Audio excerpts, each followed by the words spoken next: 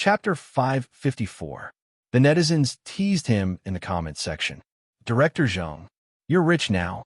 This is probably a gift from the heavens. I'm so jealous.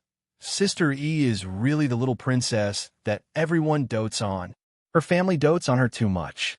Who doesn't want to have a family that can be a safe haven? Sister Yi's family is Sister Yi's backing. My family. Sigh. Countless people in front of their screens were envious of Xianxia. The feeling of having a family backing her up, no matter what she did, was really great. Perhaps it was because of such a family that such a gentle and peaceful girl could be raised. At a certain private hospital, he was waiting for the results of the checkup. He asked his assistant to take a picture and post it on Weibo, acting pitiful. Zhuevi, life is not easy. Time will reveal a person's true nature. The man in the picture was pale and covered in cold sweat. His facial features were still handsome, but he looked much more haggard. After all, he was a double award-winning actor who had debuted many years ago and had accumulated a lot of fans. The fans were the first to reach the comment section and were extremely indignant. Didn't Best Actor Zhuo go to the manor? How'd he end up like this? Did Shui do something to Zhui? She hit him because it was necessary for filming. Now that she's taking revenge, it's too tasteless. Oh my god, Shui is too vicious. Didn't she just hit him a few times? Why did she have to take revenge like this? I believe teacher Zhui didn't do it on purpose back then. The fans had a sharp filter and felt that Zhui did nothing wrong.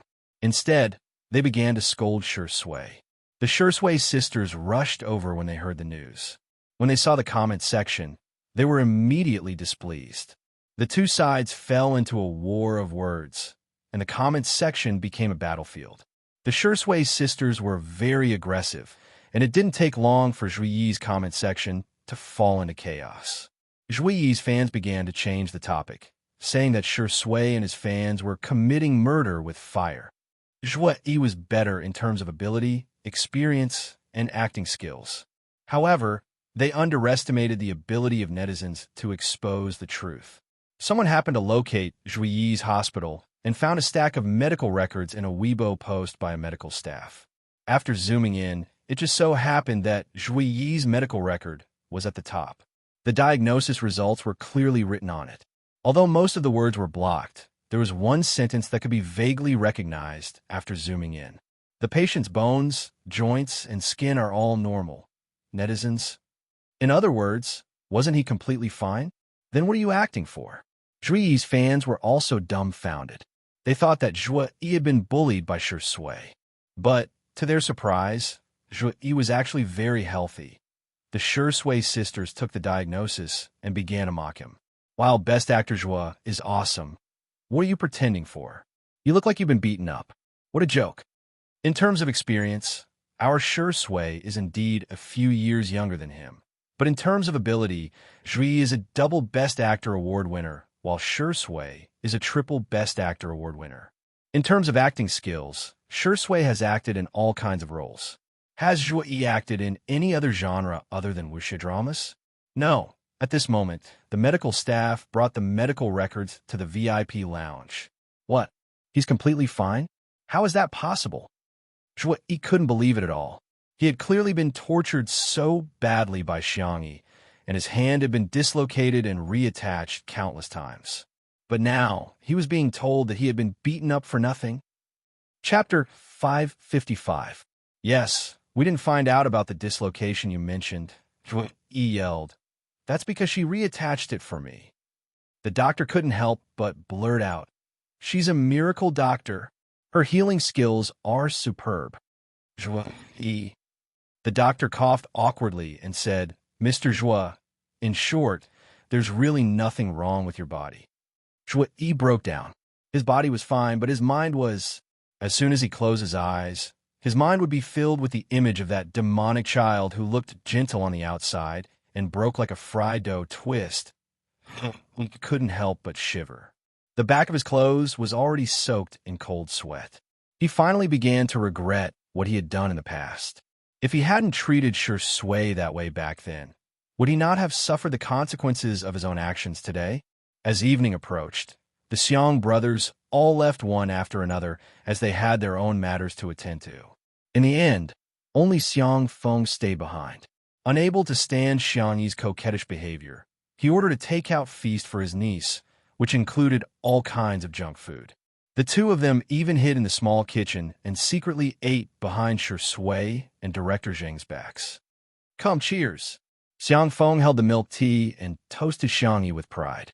Xiangyi took a big gulp and successfully sucked in the pearl herb and pudding. She also ordered a piece of fried chicken that was crispy on the outside and tender on the inside, which was dipped in sweet and spicy sauce. When she bit into it, she could even hear the crisp sound of it burning. The girl squinted her eyes in bliss as her little legs fluttered excitedly. Eating junk food was so delicious. It's so delicious. Little uncle. Xiang Feng smiled foolishly. I like it too. The uncle and niece reached a consensus and dug in. This scene was recorded by the camera, and the audience in the live stream protested. This 3D surround sound. Oh, I'm dying of hunger. Little uncle seems a little unreliable, but I love it so much, ha ha ha. Last second, fried chicken with milk tea is so hot. I'm not eating it. At the second, are you there? Do you have a takeout coupon? I'll place the order now. After eating and drinking to her heart's content, Xiangyi felt a little guilty. She rubbed her belly, took a clean paper box, and filled it with all the food. Who is it for? Sure Sui, Xiangyi said seriously. It's not good to eat alone. Xiang Feng said with certainty he won't eat such junk food. Don't judge him by how he can endure hardships when he's filming. He's usually very pretentious. He doesn't eat explosives, he doesn't drink milk tea, and he rarely touches anything sour or spicy. He's even healthier than the elderly. The next second, a deep and magnetic voice drifted into his ears from afar. It's not a bad idea to eat some occasionally. Xiang Feng. He instinctively felt guilty, but when he saw that Sure Sui was alone, he was slightly relieved. TSK, wasn't it because Chun Chun and the others used to catch her in the act so often that she was traumatized? The table was in a mess. Sure Sui glanced over and stopped for a few seconds on Xiangyi's iced milk tea, which had only 1/3 left. Do you want to try it? This fried chicken and onion rings are very delicious, and there's also a pumpkin pie. Xiangyi handed over the small box like she was presenting a treasure. Sure Sui smiled slightly and didn't let Xiangyi down. He tried all of them. Oh, not bad, he commented. Xiang Feng's eyes widened. You're actually making an exception to eat these? Didn't you say you would never eat junk food? Sure Sui said indifferently. First of all, people can't eat junk food. Secondly, a white horse isn't a horse. Junk food doesn't equal junk food. Finally, what you eat isn't important. What's important is who I'm eating with. Chapter 556. The man's voice was mellow and gentle, and he looked like a gentleman. Yet, his words were inexplicably sweet. The experts in a live stream all popped up. I'm getting candy every day. Square root. Focus. The most important thing is to eat it with Sister E. Sure Sui is so good at this. She's reasonable, and a little flirtatious. He'll eat all the food she gives him. This joke is so sweet and torturous. Are there any wives out there? The comment section was in full swing, but in reality, Xiang Feng made a vomiting gesture. I'm going to vomit. You're not forcing yourself to eat food you don't like because of me, are you? Xiangyi. Sure Sui. The netizens? Bro, don't say any more, I understand. Xiang Feng patted Sure Sui on the shoulder and said earnestly, be a human, don't be a pervert. Sure Sui was not surprised and simply smiled without saying anything. Xiangyi couldn't help but put her hand to her forehead. There was a reason why Xiang Feng had the lowest IQ in the family. Xiang Feng. I understand. Well, it's my fault for being so popular. The whole world likes the handsome and charming me. The netizens? What? Mr. Xiang, do you have some misconceptions about yourself? What kind of rare and naive species is this? But why do I find him so cute? On this day, something happened that made the public relations department of an internet celebrity company under Xianxia Entertainment not know whether to laugh or cry.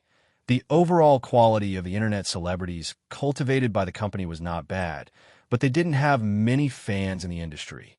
However, they didn't expect that after their boss appeared on Two Under One Roof, he would inexplicably become famous all over the internet. The number of fans he gained in a day was even greater than the number of circles that the public relations department had worked hard to maintain for a long time.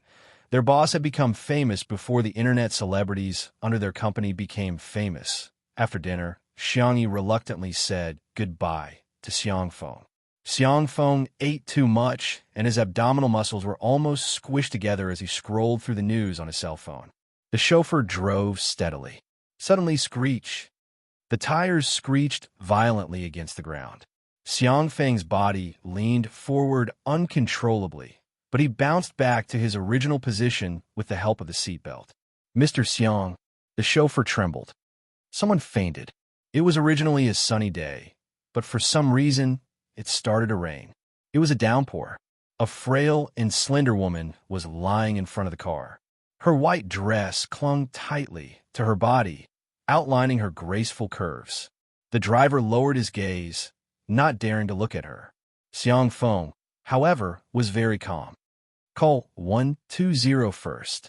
Okay. After the driver finished the call, he saw that Xianfeng hadn't moved. Mr. Xiang, why don't I go down and take a look? Although the woman was not hit by them, but fell on her own, out of humanitarian spirit, the driver felt that they should go and take a look. No way. What if I blackmail you? Driver, are you listening to human speech? On the ground, Qin Wanyin was so cold that her teeth were chattering. She had used up the last of her points to exchange for a weather-changing card. After waiting for a long time, she finally fell right in front of Xianfeng's car. Unexpectedly, he didn't get out of the car even after a few minutes. Instead, the ambulance arrived. The car window finally rolled down, and she heard the man speak. Can you still stand up? Qin Wanyin's eyes were filled with hope.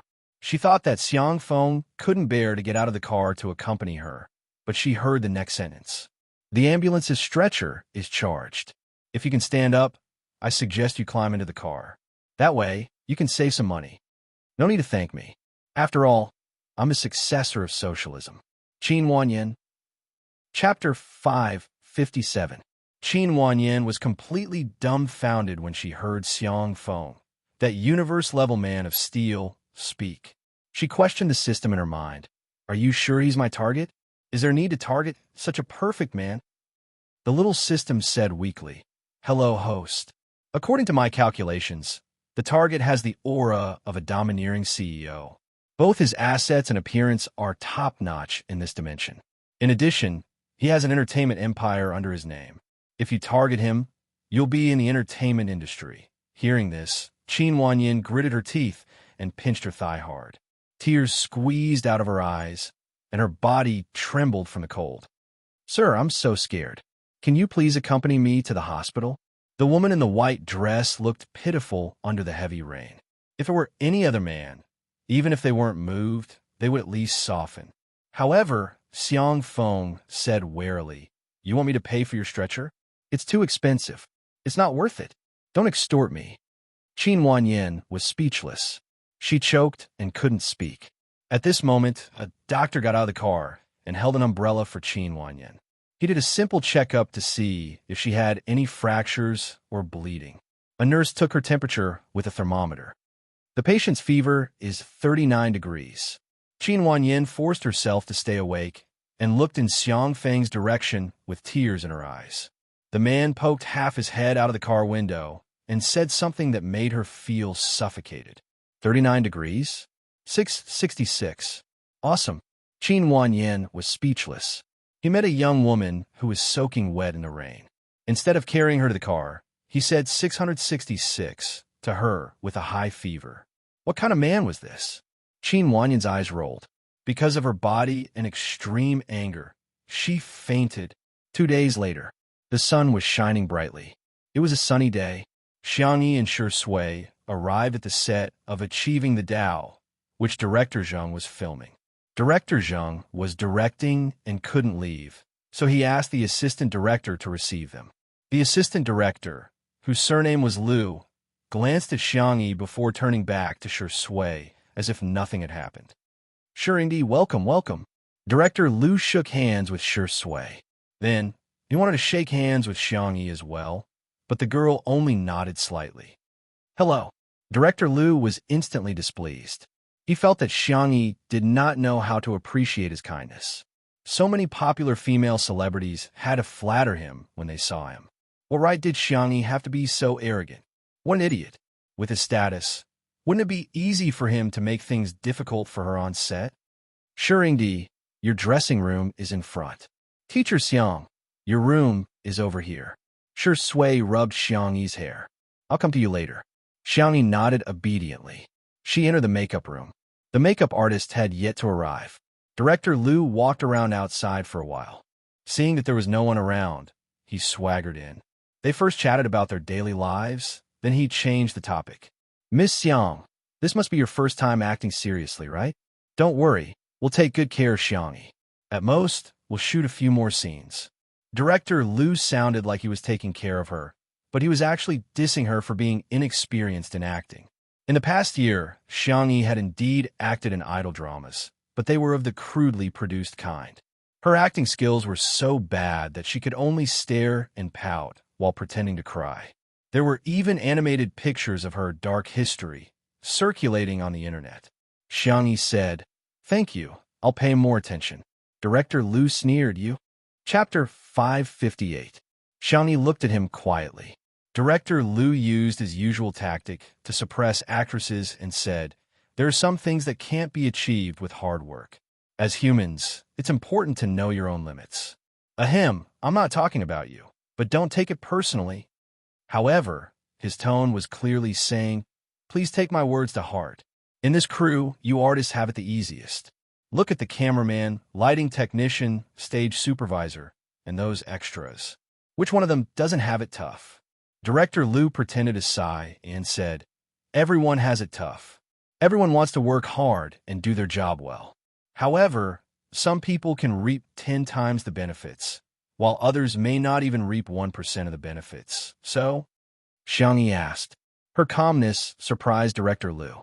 Most actresses would start to feel anxious when they heard this. In today's society, women were under a lot of pressure. In the entertainment industry, female artists were not only anxious about their looks, but also about their careers. They would always feel that they were not good enough. When they heard others denying themselves, they would doubt their lives even more. If you're not good at your job, why don't you try something else? Director Lu used this method to get many actresses to willingly climb into his bed.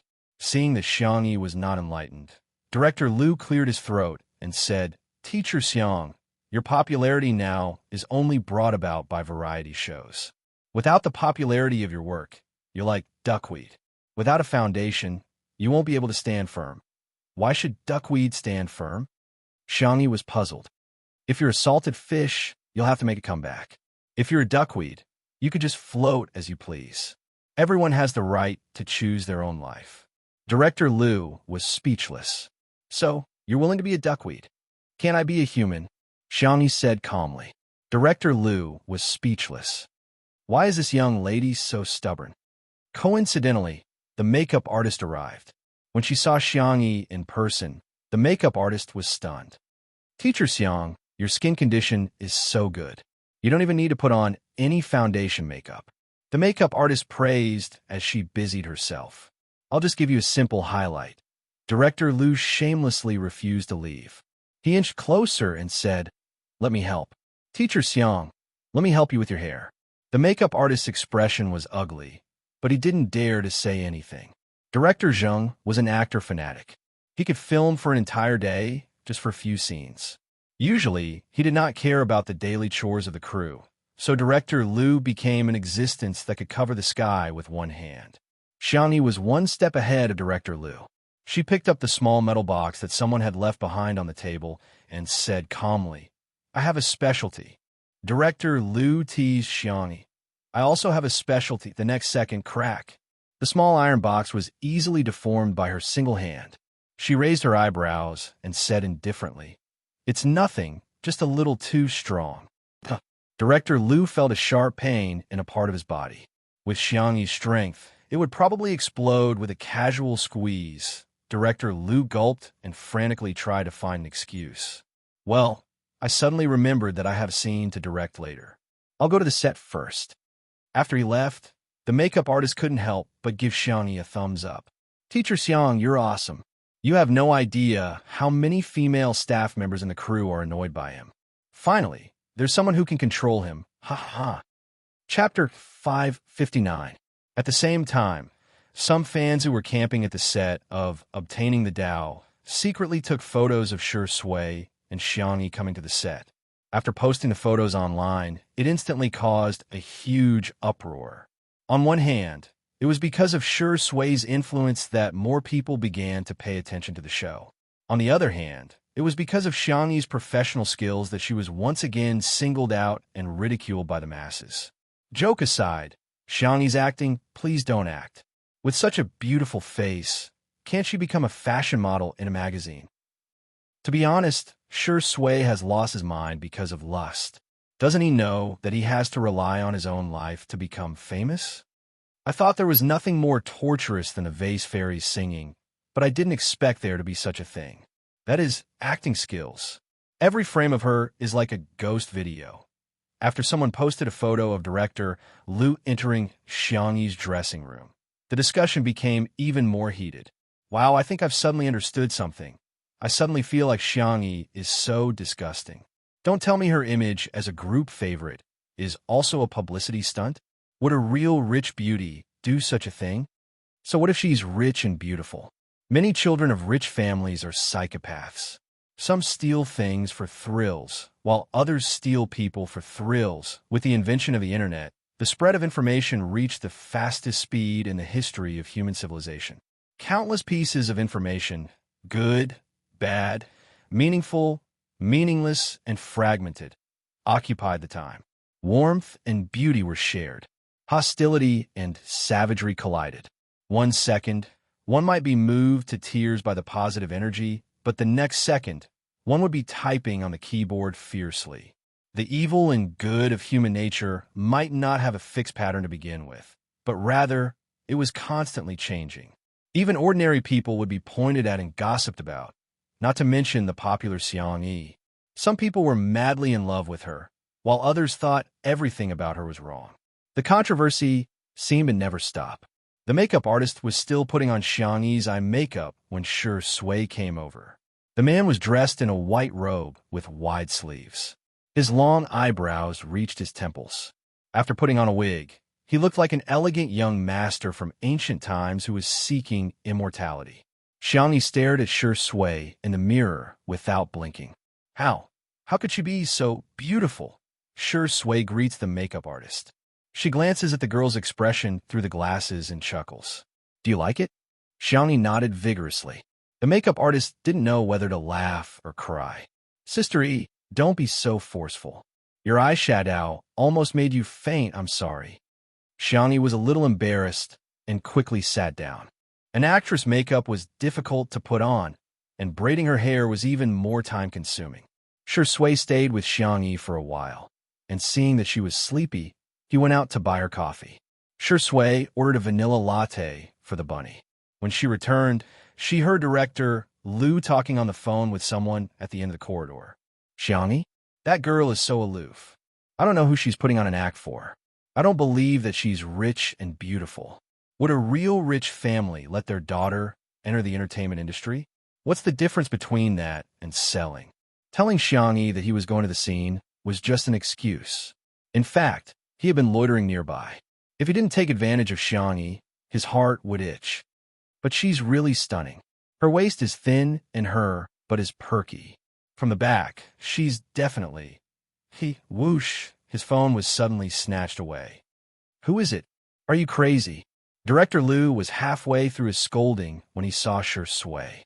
His expression suddenly stiffened and he stuttered. Shi Sui. Chapter 560. He never expected that someone would overhear him complaining to his friend over the phone. Of all people, it was Shi Sui. He had interacted with Shi Sui before, and his deepest impression of her was that she was a natural at acting. She would almost always complete her scenes in one take, and even if she yelled cut, it was mostly because of the other actors. Apart from that, Shui was gentle and polite to people and was almost non-aggressive. The young best actor lowered his eyes and hung up the phone casually. Director Liu felt uneasy, but he pretended to be calm. I was just joking with my friend over the phone. Ah, you know what men are like. I was just joking. Please don't take it to heart. Shui said in a lazy voice. What should I do? I do take it to heart. Director Liu laughed dryly. Ha ha, I know you two are close friends. Ah, let me apologize to you. It's my fault. You found the wrong person to apologize to. Director Liu was displeased to hear that. He apologized to Shui because he wanted to give Shui some face. Xianxia was just a young girl. Not only did she not suck up to him, she even wanted him to apologize to her. Director Liu subconsciously said what was on his mind. Is that necessary? As soon as he said that, Shui grabbed his collar.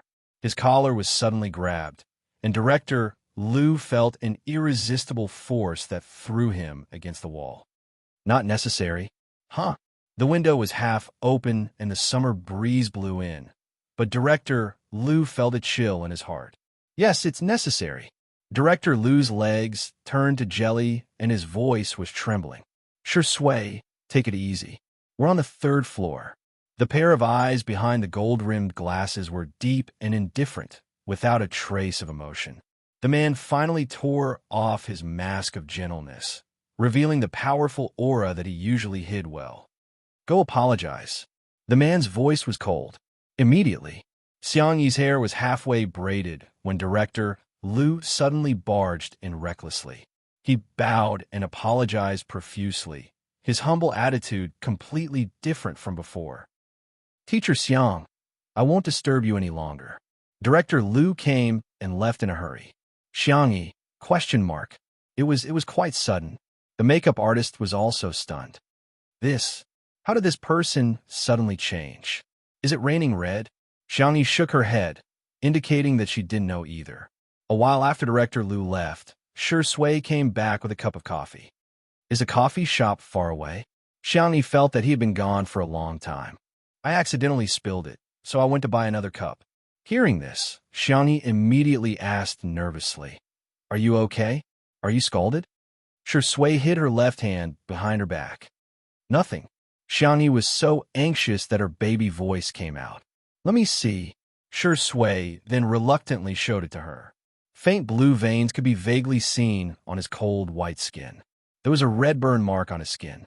Although it wasn't very serious, it was exceptionally obvious.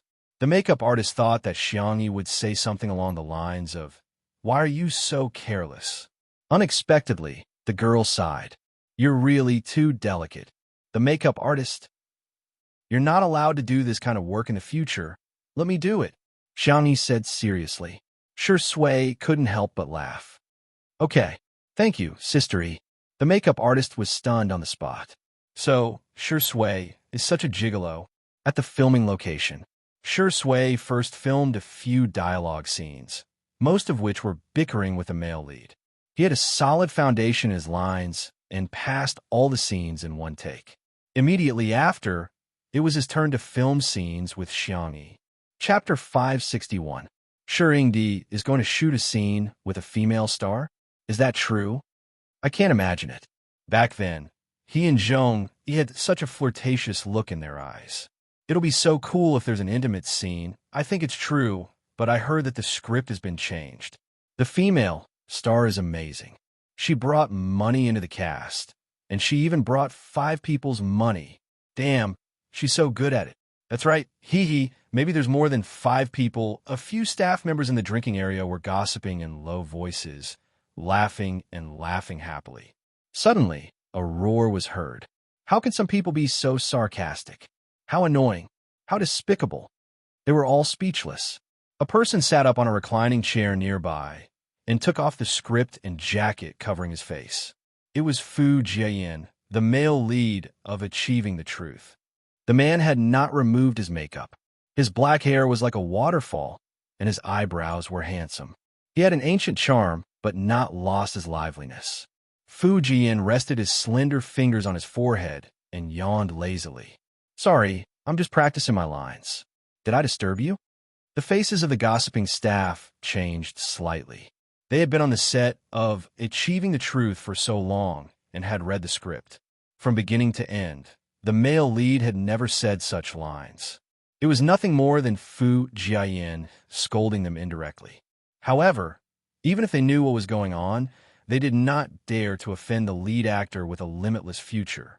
They could only smile stiffly and agree. Mr. Fu, your lines are so good. Mr. Fu, why don't you go back to the dressing room to rest? It's not good for your waist to lie on this chair for too long. Ha, Mr. Fu, what are you talking about? We're afraid that we'll disturb your practice. They found an excuse and quickly slipped away. Fu Jiayin snorted coldly.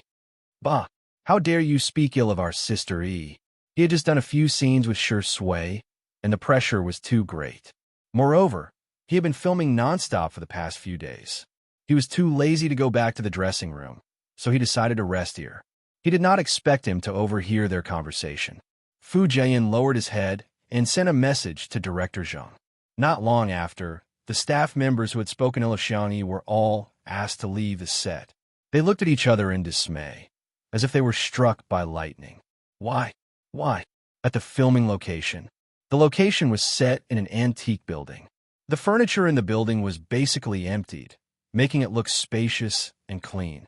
In contrast, the smoky red gauze curtain was like a faint mist. When the blower blew, the mist seemed to be flowing layer upon layer, densely spreading out. Director Zhang was urging them to adjust the lighting one last time. The warm, dim lighting pushed the ambiguous atmosphere to the extreme. His eyes lit up when he saw Xianxia and Xianxia.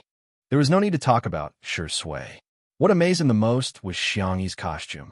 Originally, he was worried that Xianxia's appearance wouldn't be suitable for ancient costumes. He didn't expect that the girl's bone structure was so good that she didn't look out of place in ancient costumes. Her red clothes were like raging flames, outlining her graceful and slender figure. Her eyeliner was slightly lengthened, and as her eyes moved, she was beautiful but not beautiful, seductive but not glamorous. She was naturally devastatingly beautiful. Director Zhang suddenly thought of a description: clean and seductive. The two words, which were originally completely unrelated, were perfectly integrated in Xiangyi's words. His mind was overflowing with inspiration. He instantly overturned the original filming plan and came up with a new arrangement. Sister Yi, let me tell you the scene again. How about we let Xianxia seduce you? I just realized that it's a double monthly ticket. Please give me a monthly ticket. Chapter 562. Xianxia was stunned for a moment before she nodded. Okay, I'm fine with anything. The crew was dumbfounded. What was going on? Wasn't the demoness seducing the celestial? Why was it the other way around? Wasn't this OOC? Director Zhang was inspired and continued. In terms of the plot, it's fine as long as it's logical and self-consistent. The most important thing is the atmosphere between the two of you. The demoness is seductive on the outside but clean on the inside, while the celestial is abstinent on the outside but devilish on the inside. One seduces without knowing it, while the other wants to restrain himself but can't. The scriptwriter was a girl wearing black-rimmed glasses. When she heard the director's words, she excitedly typed on the keyboard. Oh, how moving, how moving. Director Zhang really knew how to do this. Just imagining it made her feel as if countless scenes would be blocked as soon as she wrote them. In the past, when she was asked to change the script, she would be dejected. Today, Director Zhang didn't even need to say anything. She wanted to add a few thousand words to this plot. When Director Zhang and Xianxia were almost done, the scriptwriter finished changing the plot and took the initiative to show it to Director Zhang. After Director Zhang read it, he was overjoyed. Good. This is the feeling I wanted. Then he was puzzled. You usually don't have any motivation to work. Why do you look like you're on steroids today? The scriptwriter screamed in her heart. Because I'm an untimely CP fan. On the surface, she said calmly, because I've decided to turn over a new leaf and devote all my passion to work. Director Zhang looked at her suspiciously for a few seconds before his attention returned to Xianxia. He was a little worried about Xianxia's acting skills. If she was just average, he could still teach her through drama and guidance. But if she was hopelessly bad for this scene, he could only focus on Sui's scenes and let her be a beautiful vase. Sui and Xianxia both had photographic memories. They only watched it once and remembered all the lines. This saved a lot of time. Director Zheng waved his hand. Let's do a test shoot first. If there are any problems with the equipment and lighting, we can adjust it again. Saying this was to save Xianxia some face in front of everyone. Even if the shooting was too bad, Director Zheng could still give her a way out. Meanwhile, the few staff members who had been fired earlier were filled with resentment. It just so happened that the large group of people who were working did not have time to kick them out. When they heard someone talking about Director Zheng changing the plot at the last minute, a few of them uploaded a screenshot online. When the netizens saw the changed plot, they started mocking him again. Can the vase fairy act in such a difficult plot? Sui seduced Xianxia? Was she even worthy? Is there something wrong with the director's brain? Doesn't Xianxia have misogyny? How is he going to act? Isn't he deliberately making things difficult for others? How much did Xianxia spend to bribe the director? Just as the netizens were mocking him nonstop, the filming began. The smoky red gauze curtains fluttered in the wind, and the paper lanterns were warm and charming. The venerable immortal who had mistakenly entered the illusion first looked around. When he saw the demoness resting on the bed, he immediately drew his sword. The next moment, the ignorant and beautiful little demoness opened her eyes without realizing it. Her pupils were clean and clear, but there was a seductive charm to them. The little demoness blinked innocently. When she saw the long sword in his hand, she showed a little fear. Hence, the aloof and abstinent celestial venerable was expressionless but extremely gentle as he put away his sword. Chapter 563. The little demoness heaved a sigh of relief, looking extremely relieved. At this point, Director Zheng, who was watching from behind the monitor, wanted to slap the table and cheer. Sui's performance was as good as ever, and there was nothing much to comment on. However, Xianxia's performance was really surprising. From the initial confusion to the adorable look after the celestial put away his sword, her performance was natural and smooth, without any trace of acting. Acting didn't feel like acting. For a new actor, this was a very difficult thing to do. However, Xianxia did it. Director Zheng had originally expected only 10 points from Xianxia, but now that Xianxia had scored 80 points, he was even happier. In the frame, the Celestial Lord, who was dressed in white and had wide sleeves, was walking towards the little demoness. Finally, he stopped in front of the bed. "Who are you?" the little demoness asked with her head tilted. "Do you want to know?" The Celestial Lord's voice was deep and hoarse. "Tell me your name first," the little demoness said warily. "Don't come so close, or I'll eat you up." The man seemed to laugh. "How will you eat me up?" The little demoness plucked up her courage and pushed him. Based on her skills, she could not do anything to the Celestial Lord. A strange look flashed across the man's eyes, and he took 2 steps back to put some distance between them. His hands under his wide sleeves unconsciously clenched into fists, and he gradually exerted strength to his joints. Director Zheng thought to himself, "He's indeed a 3 award-winning actor. His acting is so delicate."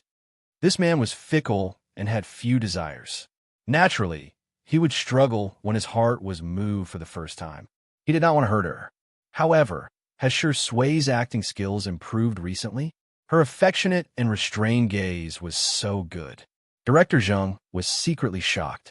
Sui was probably the most qualified person among the younger generation to compete for an international acting award. The Celestial Lord's actions made the little demoness think that he was actually very weak. When she noticed the bloodstains on the Celestial Lord's body, she hesitated for a moment before jumping off the bed and patting the mattress generously. "You can sleep for a while." "Huh, you are injured. You need a rest." The demoness tugged at the Immortal Supremacy's sleeve, indicating for him to lie down. The man's expression was unreadable. He lay down silently and closed his eyes to rest. A rustling sound came from beside him. It was the little banshee who was curiously touching his sword. The The flying sword that caused countless people in the immortal cultivation world to tremble in fear was now being played by the little demoness. She even secretly tied the sword tassel into a bow. The celestial venerable frowned slightly, but did not stop him. After the demoness finished fiddling with the sword, she became interested in the immortal supremacy. She first used her finger to poke at the immortal supremacy's sleeve before poking at his belt. Her fair and slender wrist was suddenly grabbed by a pair of large hands. "Stop it!" The man's voice was hoarse. "Oh!" The demoness wanted to retract her hand, but realized that it would not budge. She whispered, "Stop fooling around." In response to her, the man's rough fingertips gently and slowly rubbed her wrist a few times. Director Zhang took a close-up of this scene. His large hand, holding her small hand, was inexplicably very expressive. The crew at the scene was stunned. On one hand, it was because of Xianxia's acting skills. On the other hand, it was because Shui was actually holding Xianxia's hand without any abnormalities. One had to know that he would vomit on the spot if he had any physical contact with other actresses. But why was nothing wrong with holding Xianxia's hand? It seemed like he was enjoying holding her hand. Chapter 564. The little demoness' ears turned red as she was caught off guard by his touch. She was shocked and panicked. Without thinking, she bit the man's fingertip. Ouch! The man gasped as if he was holding back something. After a while, he released his hand and covered his eyes, not wanting to reveal any of his emotions. The little demoness thought that she had bitten him. She said carefully, "Well, I'm a monster. I'm poisonous." The celestial lord did not respond. The little demoness said nervously, "Will I poison you to death? I've been in the illusion realm for a long time. You're the first person to come in. If you die like this, won't I be alone again?" She was very distressed and blamed herself. After thinking about it, the little demoness made a bold decision. She climbed onto the bed and approached the celestial lord like a nimble cat. The celestial lord noticed her small movements and said helplessly, "I won't die so easily." The rest of the words were all choked back. The reason was that the little demoness was lying on his chest and licking her red lips. "I'll give you half of my inner core." The celestial lord tried to push her, but she did not budge. Everyone was immersed in this sweet and flirtatious scene when they suddenly heard a sound. Cut! Everyone seemed to have woken up from a dream. Although they didn't know what went wrong, there were still many people who looked at Xianxia with gloating eyes. Shui was the best actor.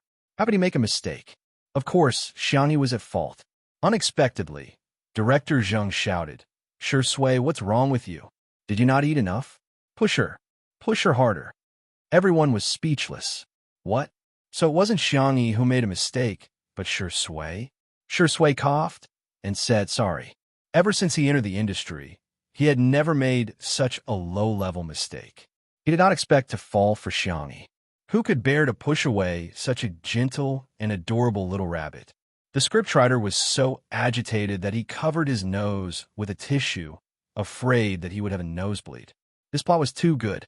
If you don't write fanfiction, you're not human. She took out her phone, opened the sticky note app, and began to slack off. Apotheosis Immortal Ching Ling X soft and cute demoness. She has no morals, and only eats meat for the sake of eating meat. If you don't like her, please click cross. She typed furiously, writing more than 1,000 words in a matter of minutes. On the other side, after the stylist touched up Shui and Xianxia's makeup, she began the second shoot. Both of them were on point, and their acting went smoothly. The Immortal Prime mercilessly pushed the little demoness away and coldly said, "Don't come near me." The little demoness fell to the ground and looked at him in shock. "But you are sleeping in my bed, venerable immortal." After a few seconds of silence, he said, "Come here." "I'm not going. I've been poisoned. I'm about to die." The senior immortal said seriously, "I need you to help me. Is that okay?" "Oh." When the demoness heard this, she slowly inched over. Just as she reached the bedside, she was pulled onto the bed. After a moment of dizziness, she was in a position where the senior immortal was on top of her. "Do you want to save me?" the man asked hoarsely in her ear. The little demoness nodded her head in confusion. His voice fell. A pair of warm hands covered her eyes. Then be good. Through the layers of veil, director Zhang deliberately took a silhouette of the two of them intertwined. It was very artistic and ambiguous. When he shouted cut, the scene was still silent. No one expected that apart from her stunning beauty, Xianxia also had such explosive acting skills. Chapter 565. The shooting was over. Shi Sui immediately got up and distanced himself from her. He was a gentleman to the extreme. The staff on set woke up from their days and rushed forward to wrap up the scene. Everyone stole glances at the two of them. Shi Sui was still in his costume, but his temperament had changed abruptly. He returned to his gentle and dignified appearance from Master Immortal Qing Ling. Obviously, he was out of character. As expected of the best actor, his speed of getting into character and getting out of character was superb. Xianxia would probably have a hard time. Huh? What was shocking was that Xianxia was out of character as well. On the girl's body, there was no longer the slightest bit of naivety, sweet, or seductive temperament. Even if she was wearing bright-eye makeup, one could still clearly feel that she was her. She was a different person from the little girlfriend in the movie. Her speed of getting out of character was comparable to Shi Sui's F***CK, who was the one who said that her acting was bad, with the eyes used to vent their anger. Director Zhang was a perfectionist who was extremely picky when it came to art. He stared at the scene just now and rewatched it several times before he made an okay gesture to Shi Sui and Xianxia, who were resting. It's perfect. We just need to shoot a few more scenes. I want a more aesthetic effect. The two of them had no objections and cooperated very well. Director Zhang suddenly thought of something and rubbed his palms guiltily. Sister E, will your brothers and little uncles be angry that the script has been changed like this? In the original version, the most intimate physical contact between the two was the little demoness pulling Shi Sui's sleeve, let alone the immortal seducing the demoness. However, the scriptwriter had written on the spot, and director Zhang was a little carried away, so he impulsively shot according to the changed script. Now, he regretted it in hindsight. Xianxia said seriously, "My brothers and little uncles will understand if I sacrifice myself for art." The little girl looked calm, but in fact, if one looked closely, they would find that the tips of her milky white ears were dyed with a touch of crimson. If it were any other actor, she would never do such a scene, but the one who was acting with her was Shi Sui. She quite liked this kind of open and above-board feeling. Perhaps it was time to give Shi Sui a status? Director Zhang heaved a sigh of relief when he got her permission. It was so comfortable to work with a good-tempered and good-natured actress like Sister E. The few additional shots were mostly close-up shots of her on the bed. For example, their hands were clasped together. Another example would be the intertwining of a red dress and a white belt. The most beautiful scene was when the venerable immortal raised his hand to cover the eyes of the little demoness. His meticulous white robe was now open, and his clean Adam's apple was slightly red. It was messy and ambiguous. After the reshoot, the two of them were done with their scenes. Although it was just a guest appearance, director Zhang still prepared a small wrapping ceremony for the two of them. Fu Jiayin ran over to join in the fun and prepared gifts for the two of them. Xianxia had a self-heating hot pot, and Shi Sui had a black thermos. Sister E, this hot pot is delicious. It's just that you might be a little heaty after eating it. Fu Jiayin chuckled, looking particularly like a comedian. Xianxia was stunned for a moment before she smiled. Thank you. Are you that happy? Fu Jiayin scratched his head. It's okay, Sister E. You can tell me if you don't like it. You don't have to act. No, I'm really happy. Other than my family, I rarely receive gifts from others. Xianxia was a little embarrassed. Fu Jiayin was very surprised. Huh? How is that possible? Chapter 566. I don't have many friends. Ever since she was a child, she had been busy with her studies and had been skipping grades. She learned medical skills from her grandfather and studied cooking by herself. Every time she went to a new environment, the people around her would change before she had time to get used to it. Apart from Jiang Jujio, she had never had any close female friends. Even if there were girls who approached her, they would mostly be after her brothers or uncles. Over time, Xianxia rarely took the initiative to socialize and was more used to being immersed in her own small world. Fu Jiayan was very surprised. "Sister E, you're such a gentle person. How can you not have any friends?" He suddenly paused and realized something. She's only treated so casually because she's gentle. Fu Jiayan was indeed an actor. He immediately came up with a big scene for Xianxia and patted her shoulder in agony. "Sister E, I'll give you gifts often in the future." Before he finished speaking, he felt a dagger glare from a certain Xianxia. He was so frightened that his hand trembled, and he hurriedly retracted it. The reason was that Xianxia's gaze was too oppressive, and he was scared. Director Zheng flew into a rage when he learned that someone had leaked the news of the script change. Not only did he want to pursue the legal responsibility of the staff who had been fired, he also immediately got someone to edit a video and post it on the internet. TV drama D-Dao official.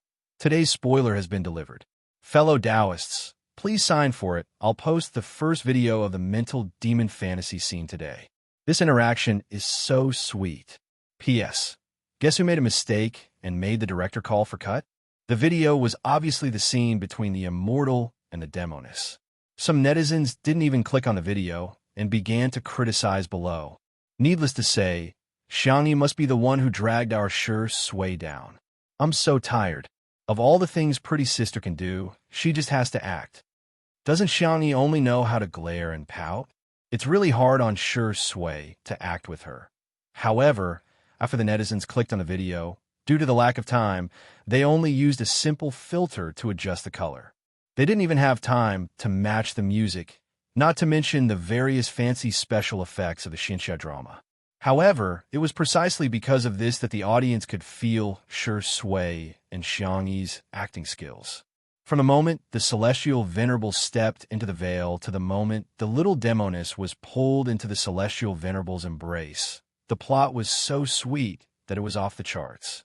Especially the last set of close-up shots. It could be said to be a classic work of ancient aesthetics. Netizens, so fragrant. F***CK? What the hell am I doing? Is this Xianxia? Is this for real? Could it be an AI? I'm shocked. Xianxia's acting can still improve. Xianxia's acting is also so good. She's so smooth and natural. I really don't feel that she's acting. In addition to being surprised by Xianxia's acting skills, they were more interested in the plot. Such an interesting plot, and she's only a supporting character? Fujing. Straighten him up immediately. Director, screenwriter, quickly add more scenes for these two. I want to watch the Celestial Venerable and the Little Demoness fall in love for 100 episodes. Ah, the Celestial Venerable's eyes are so flirtatious, and the Little Demoness is so sweet and soft. She's so seductive. This couple is too good. At the end of the video, Director Zheng's exclamation of push them hard, was like a roar from the soul, poking at countless people's funny spots. Who would have thought that the one who made a mistake was Xianxia? On this day, the untimely couple fans rapidly grew in number. Countless scholars shouted in unison, "Round it up to the bridal chamber. Sisters, we've got it for real." I'll adjust my schedule and move the 2 chapters in the morning to the day. I'll also pick a signed book. Just leave a comment. Good night. Chapter 567. The couple's fans were celebrating. However, the directors and actors in the industry could feel Xianxia's amazing acting skills from this short video. Apart from being natural, her aura was almost overflowing from the screen. Her beautiful eyes were captivating, and every frown and smile was moving. How is this a gift from the ancestral master? This was the ancestral master carrying a pot and chasing after him to coax him to eat. Many directors remembered Xianxia's name. This newbie has a promising future. The thing that really pushed this video to the climax was a new fan novel, The Celestial Lord, written by a popular but low-key writer on a foreign website. The protagonists were the Celestial Lord and the Little Demoness in obtaining the Tao. However, the plot leaped from the baby carriage to supersonic speed. If it was placed on domestic websites, it would be blocked with an asterisk. However, this author was too good at writing. He vividly portrayed the ambiguous and sweet relationship between the Celestial Lord and the Little Demoness. It was like stewing a pot of beef brisket with tomatoes. Not only was the meat fragrant, but the soup was also sweet. Although it was only a few thousand words, this novel went viral all of a sudden. Enthusiastic netizens even brought it back to China and secretly spread it around. All of a sudden, the official Weibo account of Obtaining the Tao was full of discussions. Looking for full-text resources, the video is even better with a fan novel. What kind of deity is the author of The Celestial Lord? Boo-hoo, he's too good at writing. I must watch that part blindfolded. Obtaining the Tao also gained a wave of popularity. Even the male lead, Fu Jiayan's, fans had increased by a lot. However, some fans of the opposing team mocked and ridiculed, saying that Fu Jiayan's limelight as the male lead had been stolen by the two supporting characters, Shi Sui and Xianxia. They must be feeling very aggrieved. Fu Jiayan, who happened to see these comments, personally picked a comment and retorted, "Isn't it nice to have a godly teammate carry you when playing games?" Fu Jiayan's fans agreed. If you don't like your teammates, are you going to report them instead? Some people are dying of jealousy, it can't be helped. Fortune favors fools. Our crown prince has such a godly teammate. Our silly girl can ride on the coattails of Shi Sui and Sister Yi. What a good thing. You can't ride on their coattails even if you want to. Oomph. The opposing fans, wait, your family's main character is now a fan. Are you all so shameless and undignified? His limelight had been stolen, but instead of feeling ashamed, he was proud of it. He was speechless. He had never seen such an artist before. But when he thought about it carefully, if his artist could find a golden thigh like Shi Sui and Xianxia, F*CK, he was even more furious. Over here, Sichuan Bai and Anan drove over to pick them up, but they couldn't enter the filming location. Xianxia and Shi Sui had to walk for a while. Coincidentally, Fu Jiayan and the female lead's official fan club came to support them. Seeing Shi Sui and Xianxia walking out side by side, dozens of people screamed and rushed over. Shirindi is so handsome. Oh my god, Sister E is so cute. Oh no, I'm going to become her fan. Seeing that the two were about to be surrounded, more than 10 bodyguards suddenly appeared from all directions and surrounded Xianxia and Shi Sui. They were the bodyguards that the Xiang brothers had prepared for their younger sister. In the crowd, someone shouted in dissatisfaction. It's bad enough that Shi Sui didn't want to give him an autograph or take photos, but Xianxia is so uncooperative. What's with her acting like a big shot? Let me tell you, celebrities can't be spoiled. It's precisely because we spoil them that they trample on the hearts of us fans. Chapter 568. The scene suddenly quieted down. Everyone looked at each other and exchanged glances with those who were familiar with them. Through the chaotic crowd, the fan finally caught a glimpse of Xianxi's figure, only to realize that she didn't even look at her performance. A feeling of embarrassment and anger rose in his heart. What did Xianxia mean by this? Was she disdainful? Xianxia, why are you acting all high and mighty? I know you heard it. Look at the celebrities from the neighboring countries. They'll cooperate with their fans. How can you be so cold and aloof to the people who like you? This confusing remark made the atmosphere even more awkward. The bodyguards were expressionless as they cleared the way for Xianxia, as if she was a rich lady shopping, noble and aloof. When Xianxia passed by the girl tried to squeeze through the crowd and rush to the front of Xianxia, but she tripped and was about to fall when a pair of slender, milky hands suddenly grabbed her wrist. Whoosh! The girl fell into a warm embrace, and her eyes widened in disbelief. Her wrist was grabbed by the girl in front of her. Up close, her face was bare, but it was exquisite and flawless. There was even a faint scent of orange in her hair. She was slightly shorter than Xianxia. Due to inertia, her forehead rested on the girl's slender shoulder. The girl's face turned red at a speed visible to the naked eye.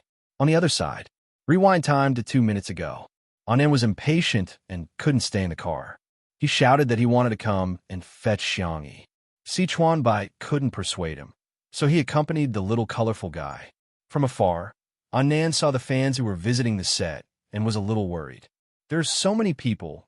Will there be any accidents? The next second, he heard the crazy screams of the crowd. Even though Anan had seen the screams of fangirls before, He couldn't help but tremble. Sure, Ingie's popularity is too strong. They're not his fans, and yet they're so agitated. Not long after, the girl who was looking for trouble said something. Anand frowned. I'll go and take a look. He was afraid that Xianxia wouldn't be able to handle this kind of thing well, so as to avoid being talked about. In the next second, Anand heard screams that were several times louder than before. They were earth-shattering, earth-shattering, earth-shattering, earth-shattering, earth-shattering screams. Sister E is so cool. Anand. How long has it been? Do you have to betray me so quickly? In the crowd. When the girl steadied herself, Xianxia immediately let go. Are you all right? She asked. The girl stared at her in a daze. She only felt that Xianxia was good-looking and her voice was soft. She didn't know why, but she smelled good. She blushed. I am fine, Xianxia nodded slightly. Be careful. Why didn't you sign for us? Meeting Xianxi's calm and gentle eyes, the girl couldn't say anything harsh. Instead, her questioning turned into acting coquettishly. Xianxia was silent for a few seconds. I thought you were joking. She tilted her head and asked in confusion, would anyone really like me? Previously, when she was about to transmigrate back, Xianxia saw how the netizens scolded her. The girl widened her eyes. Why would you think that? Do you have some serious misunderstanding about your own popularity? Aren't you the most handsome, cutest, and charming female artist in the world? The fans? Miss, there's something wrong with you. Chapter 569. The people around them were shocked. Sister Yi's temper is so good. That girl just said such nasty things, yet she's still so gentle. Someone boldly asked, Sister E, can I have an autograph? Sister E, can I take a photo with you?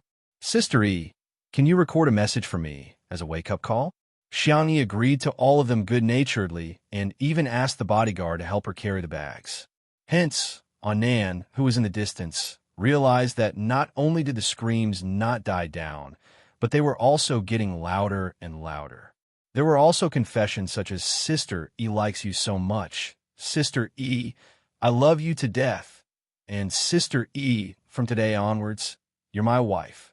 Anand asked, why isn't anyone shouting Xianxia's name? Si Chuanbai said calmly, maybe he's past his prime. Anand was speechless. How can you criticize your own artist like that? While the netizens were still praising Xianxi's acting skills, a few short videos quietly went viral. The first one was of Xianxia, who was dressed in a shirt and jeans, grabbing the wrist of a girl who was about to fall and pulling her into her arms. The background music was accompanied by classic idol drama music, and it looked inexplicably pink. The second one was of Xianxia carrying several large bags casually and effortlessly. Not only did she not waste any effort, but she also cooperated with the person next to her to record the ringtone. She gently said, Good morning, Your Highness, and today, you're full of energy too. The third one was of Xianxia taking a photo with someone. Xianxia acted as the photographer and helped take the photos without complaint. Xianxia noticed that the zipper of the girl's skirt was half open. Although there was a bra inside, she still immediately blocked the girl's front to prevent her from exposing herself. The netizens were truly confused. Is this really Xianxia? Two Under One Roof had made Xianxia a success, but also brought about many limitations. Everyone only saw Xianxia at home, and the people she dealt with were only the occasional guests. But this time, when she came to the set for filming, people saw a different Xianxia. She was gentle, calm, polite, and educated. She treated everyone with patience and made people feel very comfortable. All of a sudden, the comments under all the videos were full of flattery. Gentleness is indeed a good attribute. Oh my God, Sister E is too much of a boyfriend. I've replayed the scene of him grabbing her wrist dozens of times, and I still think it's so cool. Why are you calling her Pretty Sister? From now on, it's Pretty Sister. Call her Sister E. I think Brother E could do it too. Everyone in the entertainment industry saw some clues from this. Xianxi's popularity was unstoppable. Many brands, directors, TV stations, and video websites had extended an olive branch to Xianxia. In the minivan, Nan relished in the flattery of the netizens to Xianxia. After listening to a few sentences, Xianxia asked in bewilderment, "Are these really not the fake reviewers you hired for me? Oh my God, what kind of person do you take me for?" Nan pursed his lips. "I wouldn't lie to you about such things." "I see. Oh my God, why are you so calm? You become famous. Isn't this what you've always dreamed of?" Xianxia said calmly. "After I lost my memory, it changed." She was on good terms with Nan, but not to the point where she could tell him that she was about to pass through. Hence, amnesia was an all-purpose excuse that could be used as soon as it was used. "What did you change to?" "Men," Xianxia said with a straight face. "The kind that I've always dreamed of." Chapter 570. Nan and Si Chuanbai fell silent. Only Shui chuckled and said, "Thank you, it's my honor." This thank you. It was very doggy. Nan looked like an old man who was staring at his phone in the subway. Si Chuanbai took out his tablet and informed Shui of her schedule. "There's an SN show on Wednesday, and we need to go to Jinsheng on Thursday. If there are no objections, that's it." After informing Shui coldly, Si Chuanbai looked at Xianxia and suddenly changed his tone. "Sister E, after Nan and I considered and discussed it, we've decided to give you 3 commercials. One is National Snail Powder for food, one is hand sanitizer for daily necessities, and the last one is the spokesperson for Hades' brand, WF. Do you think it's okay? If you have any thoughts, feel free to tell me. I'll respect all your opinions." Shui was confused. "What? Who exactly is your longtime colleague and good friend?" Xianxia flipped through the information prepared by Si Chuanbai. There was no doubt about the ability of the top manager. The 3 brands he picked were perfect in all aspects. "I'm fine with anything." "Then I'll go talk to the brands," Si Chuanbai said gently. "Sister E, don't feel any psychological pressure. Adjust your state of mind. Eat well and sleep well so that you don't have to worry." Xianxia thanked him warmly. When it was Shui's turn, Si Chuanbai had nothing to say. The two of them looked at each other for a few seconds before he said seriously, "Drink more hot water." Shui was silent for a few seconds. "You too." "Oh." The conversation ended. Si Chuanbai followed them to the manor for a meal before going back to work. Nan stayed behind to accompany Xianxia during the filming of the commercials. Xianxia Entertainment. In the parking lot, Qin Wanyan's makeup was exquisite, but she looked very haggard. She had already squandered all her points, and there was no way to exchange them for the beautifying filter card. In addition, she now had no source of income. Even if she desperately tried to maintain her former glamour, it was just an act, and it could never replace reality. She waited bitterly for a long time before Xiang Feng finally came downstairs. The man's shoulders were wide and his legs were long. When he walked, he looked like a domineering CEO. However, as they got closer, Qin Wanyan noticed that he was holding a hamburger in his hand. She looked left and right. Seeing that there was no one around, she took a big bite. Half a hamburger is gone. Qin Wanyan. She tried her best to convince herself that although this man was a little straight and stupid, he had money and resources. She could force herself to not despise him. The little system in her mind said weakly, "Host, I don't recommend you use such a radical method. When dealing with a man like Xiang Feng, it's better to take things slowly. What do you know? Take it slow, it's too late." Qin Wanyan couldn't stand the fact that she had no popularity, no luxury cars, and no luxuries. What was the difference between her and a loser? She was the chosen one. The goddess of fate would definitely take care of her. Thinking of this, Qin Wanyan tore off the bag on the side of her spaghetti-strap dress and walked around the back of the car to Xiang Feng. She pretended to sprain her ankle and threw it at him. Her appearance was too sudden. Xiang Feng only had time to take a step back. He was fine, but the remaining hamburger in his hand fell to the ground like Qin Wanyan. Qin Wanyan was in so much pain that she wanted to curse. She looked up at Xiang Feng with teary eyes. The man blurted out a curse. F*CK. Can you still F*King eat that? Chapter 571. Qin Wanyan. She looked at Xiang Feng in disbelief, wondering if she had heard wrong. Qin Wanyan had secretly practiced this throw many times at home in front of the mirror. From the angle posture to the opening of the straps. She was very particular about it. Even if she wanted to throw, she had to show the beauty of pure desire. But who would have thought that after such a successful throw, she would run into a weirdo like Xianxia? Mr. Xiang, Qin Wanyan called out to him pitifully. She didn't believe that this man wasn't interested in women at all. I'm sorry for bumping into you. Are you okay? She leaned forward slightly, revealing a large patch of snowy skin below her collarbone. If it were a normal man with normal logic, who wouldn't have some inappropriate thoughts after seeing this scene? However, Qin Wanyan had misjudged how straight Xianxia was. He thumped his chest and stamped his feet. My burger is already like this. How can I be okay? I added a double serving of chicken chops. It's gone just like that. I'm so angry. Qin Wanyan, she choked for a few seconds, then tentatively said, Then, I'll buy you another one. Xianxia looked at her sympathetically. No need, you have so little fabric. It's obvious that you don't have the money to buy clothes. Your family must be in a difficult situation. I still have money to buy a burger. Qin Wanyan saw that he had no intention of helping her, so she had no choice but to get up herself. She picked up the trash on the ground and walked to the trash can next to her. Mr. Xiang, I'm really sorry. I'll definitely make it up to you. Before she could finish her words, she heard Xianfeng shout. Stop! You haven't sorted the trash yet. How can you throw it around like that? Qin Wanyan. She smiled stiffly. It shouldn't be a problem. The cleaner will take care of it. How can that be? You're too uncultured. In order to gain a favorable impression in front of him, Qin Wanyan gritted her teeth and picked up the trash again, bracing herself to sort the trash. Next to her, Xianfeng was still seriously guiding her on the spot. Burgers are wet trash, or perishable trash.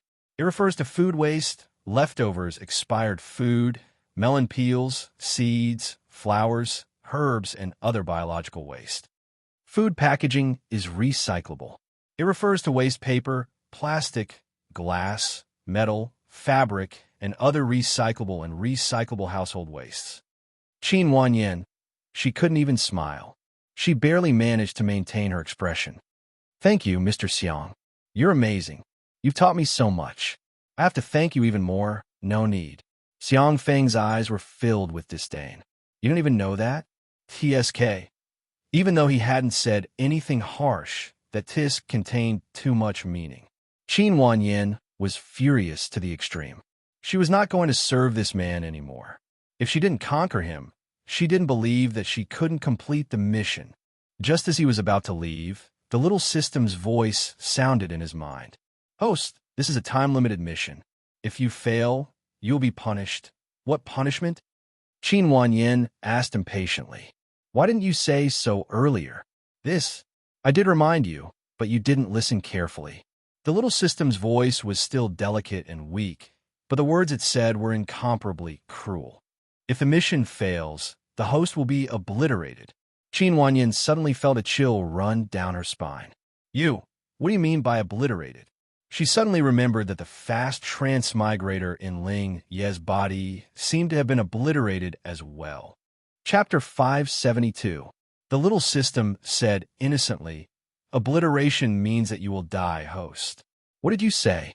Qin Wanyan asked, suddenly frightened. Is Ling Yi dead too? Sorry, you don't have enough authority to check the results for you. Qin Wanyan asked in frustration. Can I not do this mission then? No, host. Can I not be a fast transmigrator? No, host.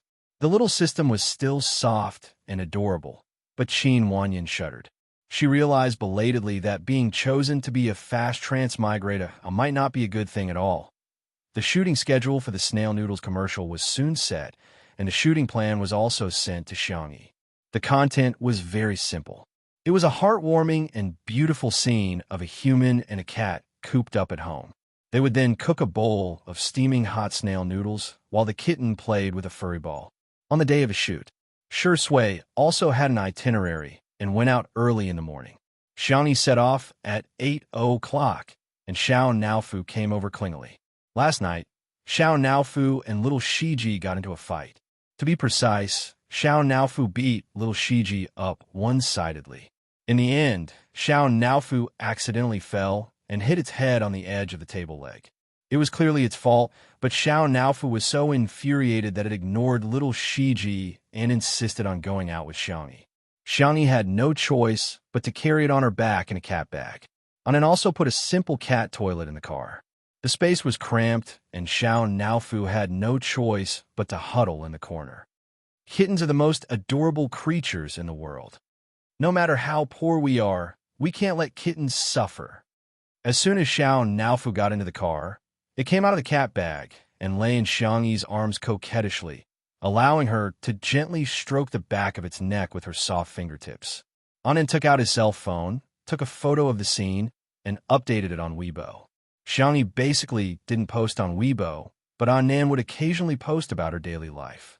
Hence, many Spicy Tutu fans followed him. As soon as the photo was posted, it received more than 1,000 likes.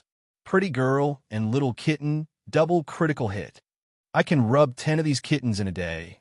Xiao Naofu, you perverted cat. Its claws are actually on Sister Yi's chest. Sure sway, Shurindi, here's a cat wearing a green skull cap for you.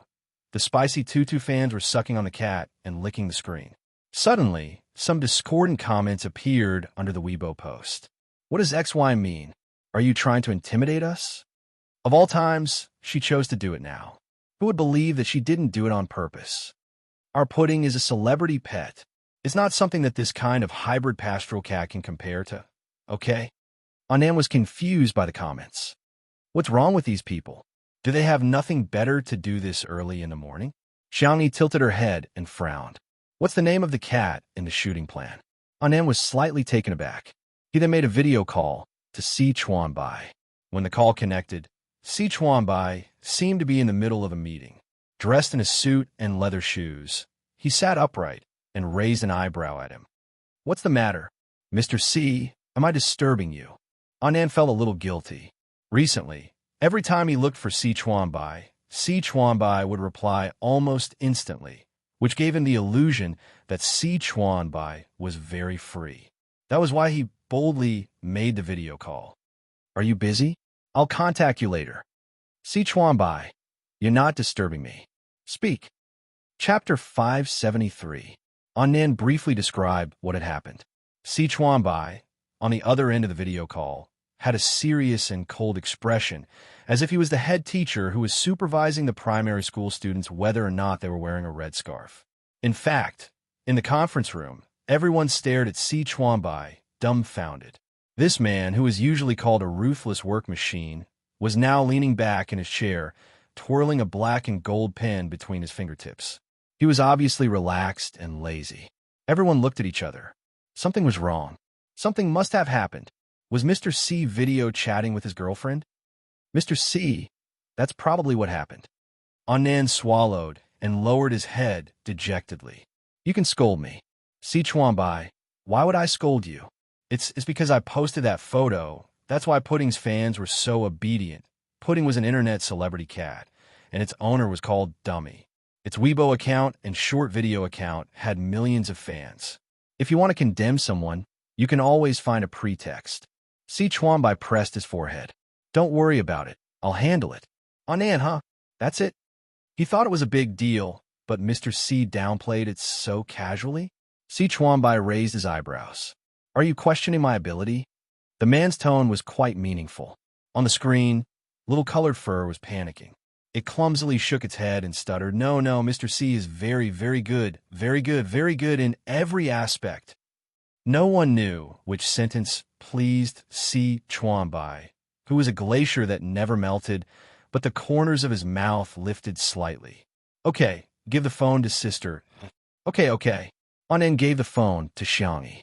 The smile in Si Chuanbai's eyes disappeared, and he returned to his usual cold and ruthless work mode. Some time ago, I just happened to study some examples of successful internet celebrities. Adai is one of them. Her success was not accidental, but inevitable. First, it's the packaging of the team behind it. Second, it's the persistent hype. Third, it's the constant abuse of the fans. After a pause, he said, I suspect that her cat is no longer the original cat. Xiangyi narrowed her eyes. But you don't have to worry about Sistery. I have a lot of dirt on her and her cat. If she continues to provoke us, we won't hold back. Sorry to trouble you, Mr. C. You're welcome. After hanging up, Xianxia searched for Pudding's photo. It was a white ragdoll cat with fluffy fur and slightly folded ears. It had different colored pupils, one blue and the other yellow, like beautiful gemstones. Other popular cats were also chubby, but Pudding was especially chubby, almost beyond human understanding of cats.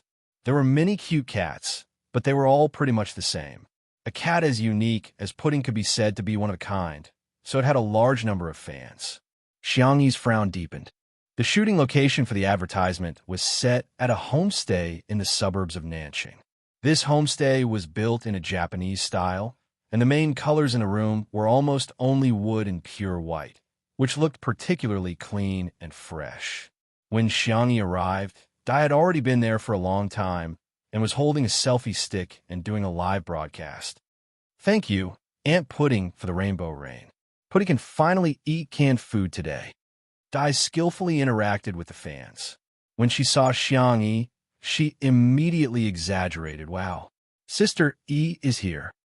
Chapter 574. Dai trotted over to Xiangyi. Hello, Sister E. I'm Dai. Xiangyi nodded in greeting. Smelling the faint cat mint scent on Dai, she politely said, Hello, this is my cat, Pudding. Today, I'm going to work with Sister E. Thank you for taking care of me. Dai pointed to a cat bag not far away on the ground. The cat bag was round and adorable, with cartoon patterns printed on it. However, the cat bag was a little small for Pudding's size, and there were only two exhalations, the bottom and the front. Pudding's entire face was pressed against the transparent frame of the cat bag as it panted with difficulty. Its big face was slumped like a pancake, looking silly and adorable. The fans in Dai's livestream were all shouting, Pudding is kawaii.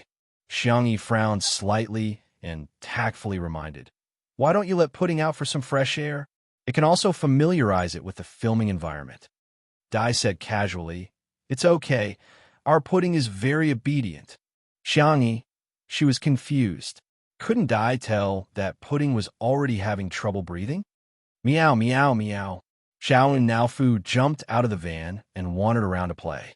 Seeing how wild Xiangyi's cat was, a trace of disdain appeared in Dai's eyes. It was just a stray cat. How could it compare to her cat? However, when she saw the comments in the live stream, Dai began to panic. Wow, that little kitten is so cute. This is what a macho man should be looking at. Well, it's so small, it's not even as big as my palm. I think a naughty cat is pretty good. Pudding is just too obedient. Sometimes it does feel a little boring. How could this be? Dai was a little flustered, afraid that Xiao Naofu would steal Pudding's limelight, so she interacted with the fans. Then I'll let Pudding out. Let Pudding say hello to everyone. As soon as they heard that Pudding was coming out, the comments and tips in the live stream increased again. Dai opened the zipper of the cat bag, and the ragdoll cat couldn't wait to get out and take in big breaths of fresh air. Pudding, come, let mommy hug you. Adele picked up Pudding with one hand, and the ragdoll skillfully hugged her neck and meowed at the phone screen. Dai's slender figure made Pudding look even fatter. It was as if she was hugging a piglet. The visual effect was particularly shocking. Aya, our Pudding needs to go on a diet. Dai pretended to lament. If you continue to be so fat, you'll become a kitten that no one likes. When the fans heard this, they all teased. What kitten? It's clearly little Juju. No, I don't think Pudding will look good if she's thin. What do you mean by losing weight? It wasn't fat. It's just furry. Dai was about to say something when the director of today's commercial came and asked Pudding and Xiangyi to get to know each other. Pudding be good, okay? Dai instructed. The ragdoll cat seemed to have understood human nature as it reluctantly tugged at Dai's clothes, rubbing its little head against Dai's like a spoiled and clingy kitten. When Dai handed Pudding to Xiangyi, the originally docile ragdoll cat suddenly became violent. Ow! Pudding struggled, refusing to let Xiangyi hold her. Dai took Pudding back. Ayaya. Pudding's personality is different from Sister Yi's cat. She's a little introverted and shy. Let me coax her first. Her words successfully provoked the anger of the fans. Chapter 575. The fans had always thought that Xiangyi's manager was being manipulative. Otherwise, why would she post a photo of Xiangyi petting the cat? She was just trying to replace Pudding with that mongrel cat. Yo, didn't XY say that she liked animals before?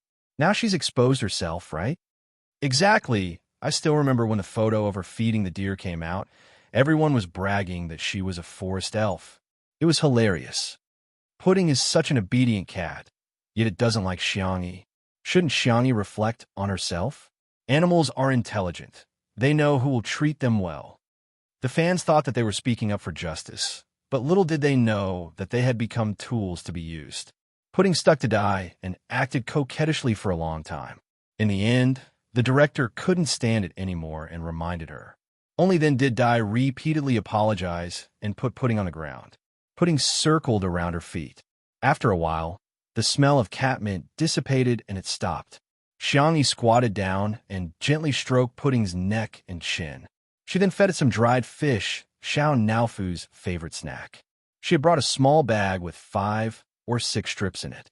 Pudding sniffed it first and its eyes widened. It then picked it up and ate happily. Xiao Naofu smelled it and ran over. It took 2 strips from Xiangyi's hands and nestled next to Pudding to eat. The contrast between the 2 cats was too strong. Pudding's tail was thicker than Xiao Naofu's head. Dai's live stream was still open. She wanted to take advantage of today's precious opportunity to stream more. Unexpectedly, a fan raised a question. I feel that this mongrel cat's body size is relatively normal.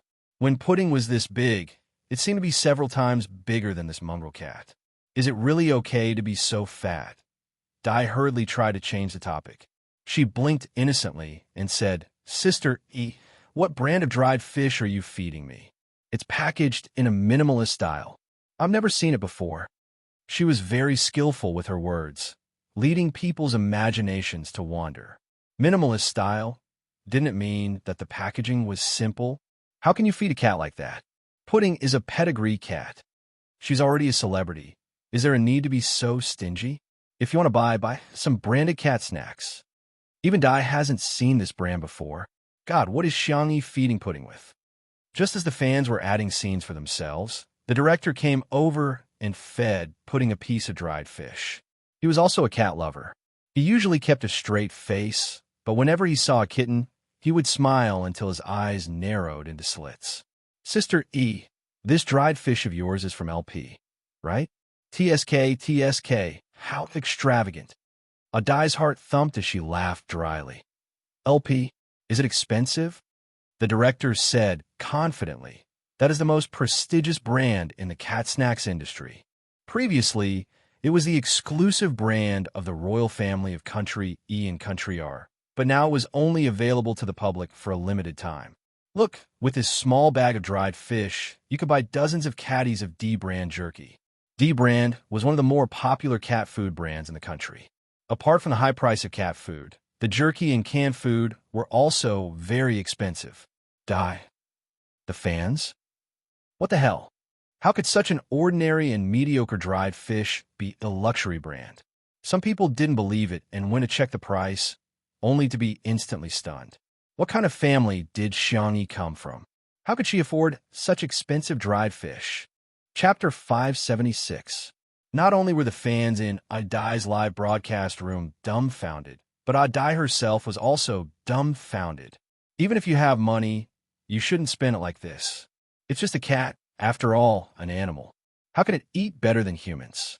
Hee, sister is really generous.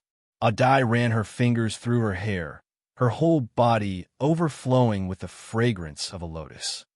But I think it's better to know your limits when it comes to raising pets. Everything goes too far, Xianxia said lightly. I didn't buy it, my uncle bought it. He dotes on Xiao Naofu, so I usually cook it myself. Dai, who didn't know that Xiang Feng was a domineering CEO? Of course, he could buy whatever he wanted. It wasn't worth it for anyone to tell him what to do. Dai was angry and jealous. She even fantasized about how great it would be if she was Xiang Feng's little niece. However, the director became interested. Sister E, what do you usually cook for yourself? Is it very troublesome? Xianxia shared the recipe, just boiled salmon, chicken breast, prawns, and the like. Occasionally, I'll cook some other meat. It's better for kittens to eat meat, as their staple food. Pumpkins, carrots, and sweet potatoes can also be steamed and mixed. These foods are rich in fiber. If possible, you can also feed them cabbage, lettuce, and so on. These can replenish the kitten's vitamins and minerals, but they must be cooked. Fastidious, too fastidious. The director sighed, feeling that he couldn't neglect Adai too much, so he asked, Adai, you've raised a cat for so long, you must have a lot of experience, right? Adai said pitifully, Sister E is really amazing, but I'm usually too busy to cook, so I usually mainly feed them cat food and cat food. I'm so envious that Sister E can take care of Xiao Naofu so well. The director was also a shrewd person.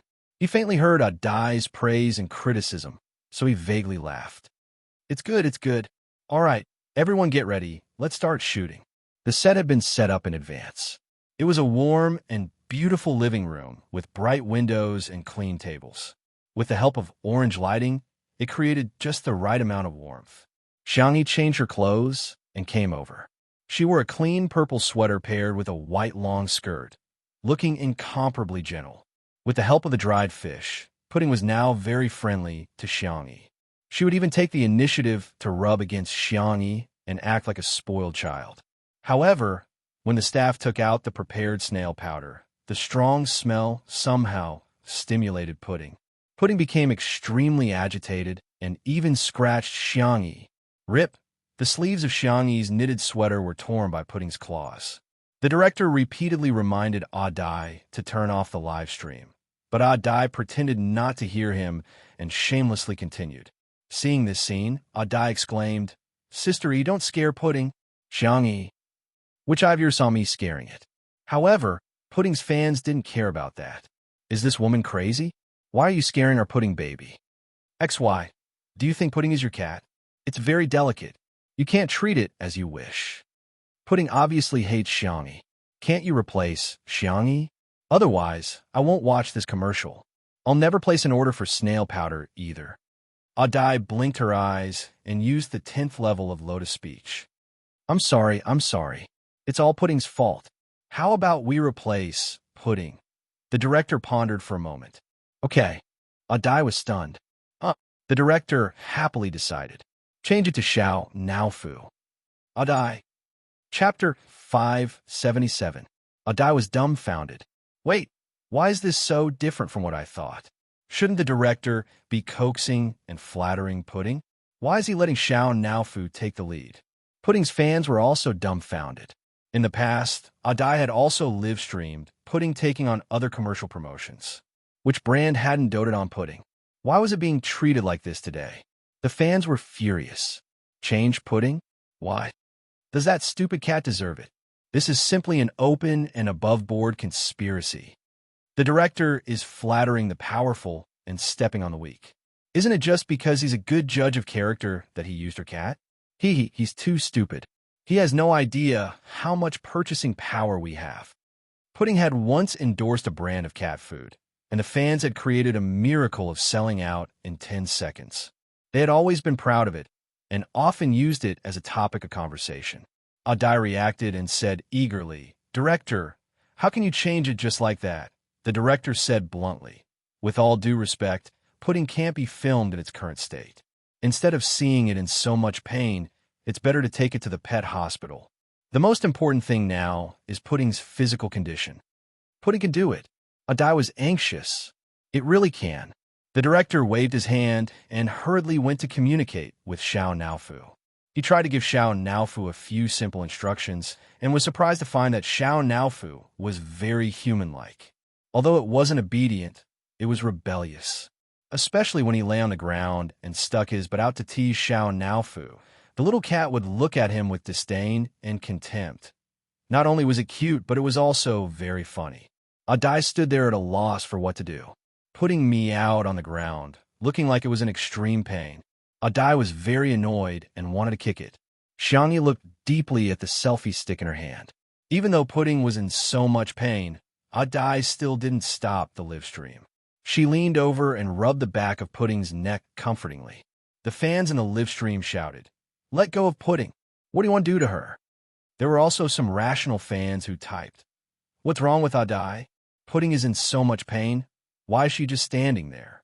Xianxia, on the other hand, seems to care a lot about pudding. Dai was currently upset. When she saw this comment, she casually blacklisted the person. That fan was kicked out of the live broadcast room, and his head was filled with question marks. What the hell? What was there to hide? Xianxia knelt on the floor. After Pudding calmed down, she rubbed its belly. Suddenly, an unforeseen event occurred. Pudding retched twice and began to vomit. This scene stabbed the hearts of countless fans. Whoa, what's wrong with our Pudding? IF Asterisk King threw a gas can at Xianxia. What did she do to Pudding? Pudding's condition wasn't that serious just now. It was all Xianxia's fault. Pudding became like this after she touched it. Dai seized the opportunity and said, Sister E, what did you do to Pudding? Pudding is fine. Why did she throw up? This method of shirking responsibility could be said to have been used to perfection. Xianxia glanced at her and said indifferently, I should be asking you that question. Pudding only vomited because you touched it. Did you use some kind of massage technique? I know you have medical skills, but the body structure and acupuncture points of humans and cats are different. You can't just randomly massage it. Chapter 578. Without any explanation, Dai first pinned a label on Xianxia. When the fans heard this, they became even angrier. Anger surged up, and they lost their rationality. They suddenly felt that everything was Xianxia's fault. Xianxia was the culprit of Pudding's illness. However, this logic might work on others, but it was useless on Xianxia. The young girl only needed one sentence to defeat Dai. When was the last time Pudding had a physical examination? Dai's eyes flashed with a trace of panic. Fortunately, her phone camera was facing Xianxia at this moment. The audience in the live stream could only see Xianxia's face, but not her expression. She lied and pretended to be calm. Not long ago. What's wrong? What's the diagnosis? Xianxia asked calmly. Some fans felt that Xianxia was being too aggressive and felt uncomfortable. What is the Xiang family doing? Checking her account? Does she live by the sea? She's too nosy. Our Pudding is fine. She doesn't need to worry about it. There are also fans who realized that something was wrong. Speaking of which, Pudding's health is indeed very worrying. Why is Pudding still spitting out fur balls? It can't be because Xianxia touched it. If you don't understand, just ask. Why is Dai still arguing with Xianxia here? Hurry up and send Pudding to the hospital. Dai stammered and couldn't answer. She hadn't taken Pudding for a physical examination at all, so how would she know the diagnosis? Xianxia, it spat out a lot of fur balls. Did you feed the anti-fur cream? Dai, of course I fed it. How often? I fed it often. She sounded guilty. Or, did you feed cat grass? Adele was speechless again. Hearing this, the fans were shocked. No way. As a pet blogger, she relies on pets to make money, but she can't even take care of Pudding properly? Hearing this, the advertising director frowned. Xianxia continued to ask, do you know how much Pudding eats? How many grams of cat food and canned snacks? How could Dai answer? She usually fed her casually. In order to maintain Pudding's unique body shape, which was different from other internet celebrity cats, she often fed Pudding a lot of food. If Pudding didn't eat it, she would add cat mint or other cat snacks to make Pudding eat as much as possible. Dai flew into a rage out of humiliation. Xianxia, is this the main point? Don't avoid the important and dwell on the trivial. It's because of your Pudding that. Are you a primary school student? Xianxia calmly interrupted her. The more carefree the young girl was, the more it made Dai look like a shrew. Let me touch Pudding. Will there be fur balls in its stomach? If I touch the Pudding, will it spit out so much undigested meat? If I touch the Pudding, will it not be able to tolerate the frequent cat mint stimulation? Anem was dumbfounded. Sister E, what are you talking about? Undigested cat mint stimulation. It's very simple. It's because Pudding ate more food than it could bear, and it didn't properly replenish the anti-fur ingredients. As for the cat mint stimulation, you have to ask Miss Dai. Why do you use cat mint sachets on your body? The most secret corner of Dai's heart was poked, and she said, What nonsense are you talking about? I didn't do those things you said. Xianxia said lightly, My sense of smell is barely okay. If you have a clear conscience, do you dare to take out the things in your coat pocket? Chapter 579. There was complete silence at the scene. Dai's entire body trembled. She could not believe that the secret she had been keeping all this while had been seen through. Pudding was very sticky to her, but it was just a normal stickiness that didn't achieve the effect she wanted. Hence, Dai had always been wearing a catmint sachet on her. Catmint was like opium poppies to humans, and it had a fatal attraction to cats. With the stimulation of catmint, Pudding would kiss and rub against her at a level that exceeded that of a normal cat. From the visual effect, it would give people the illusion that Pudding was super clingy, especially to her. She defended herself. How could I wear that kind of thing? I don't know what you're talking about. However, this explanation sounded extremely weak. The live stream was in an uproar. Catmint sachet? Xianxia is slandering her, right? Why would Dai wear that kind of thing? So what if she did? Many cat toys put catmint in them too. No. Putting the dosage aside, it's just cheating to talk about toxicity. For example, the catmint in a cat toy is a sip of Coke, but if her sachet is a liter of white wine, it's terrifying. Dai, if you have a clear conscience, why don't you just take out what's in your jacket and show it to everyone? You can even give Xianxia a slap in the face. I believe that the truth is clear and there's no need to argue. Seeing the comments in the live stream, Dai suddenly came to her senses. She suddenly regretted turning on the live stream. If she hadn't, she could still cover it up. But now, her fans were all clamoring to see what was in her pocket. If she took it out, wouldn't she be exposed? It's a groundless accusation. Why should I cooperate with you? Dai picked up Pudding in an attempt to cover it up. Forget it, I could just hide. I'll leave now. I don't want the liquidated damages either. It won't affect your filming. She said it in a dignified manner, as if Xianxia and the others were forcing her to leave. She didn't expect the director to directly undermine her. Miss Dai, we didn't sign a business cooperation contract at all, so how can there be liquidated damages? Please be careful with your words. After being in the entertainment industry for so many years, who wasn't a shrewd person? If it were any other time, the director would not have taken the lead. But he really liked cats, and he couldn't stand seeing Pudding being treated like this. Moreover, with his position, he didn't care about a little Dai. It was normal for him to act up once in a while. As soon as he said that, there was another uproar in the live streaming channel. After all, Dai had been bragging about Pudding's endorsement for a long time. Recently, Pudding's value had increased a lot. So, Pudding's commercial this time wasn't a commercial collaboration. So what? Working for free? She didn't know that Dai had specifically asked for free in exchange for this shoot. She wanted to use this shoot to raise Pudding's value and make more money. Dai was a little embarrassed and tried to use Lotus words to resolve the predicament. If you want to put it that way, I can't do anything about it. The director didn't fall for her trick. He laughed and said, then take out the contract. I don't like people beating around the bush with me. She had never signed it before, so where did this contract come from? While Dai was speechless, Pudding, stimulated by the catmint on her body, reached out its claws in a frenzy and tore open Dai's jacket pocket. A small sachet fell out in an instant. Chapter 580. Boom! It was as if a thunderbolt had exploded in her mind. Dai wanted to pick it up, but the director was one step ahead of her and picked it up. Dai screamed, "Give it back to me. That's mine." The director sniffed it and his face changed drastically. The smell of catmint was too strong. No wonder Pudding had such a big reaction.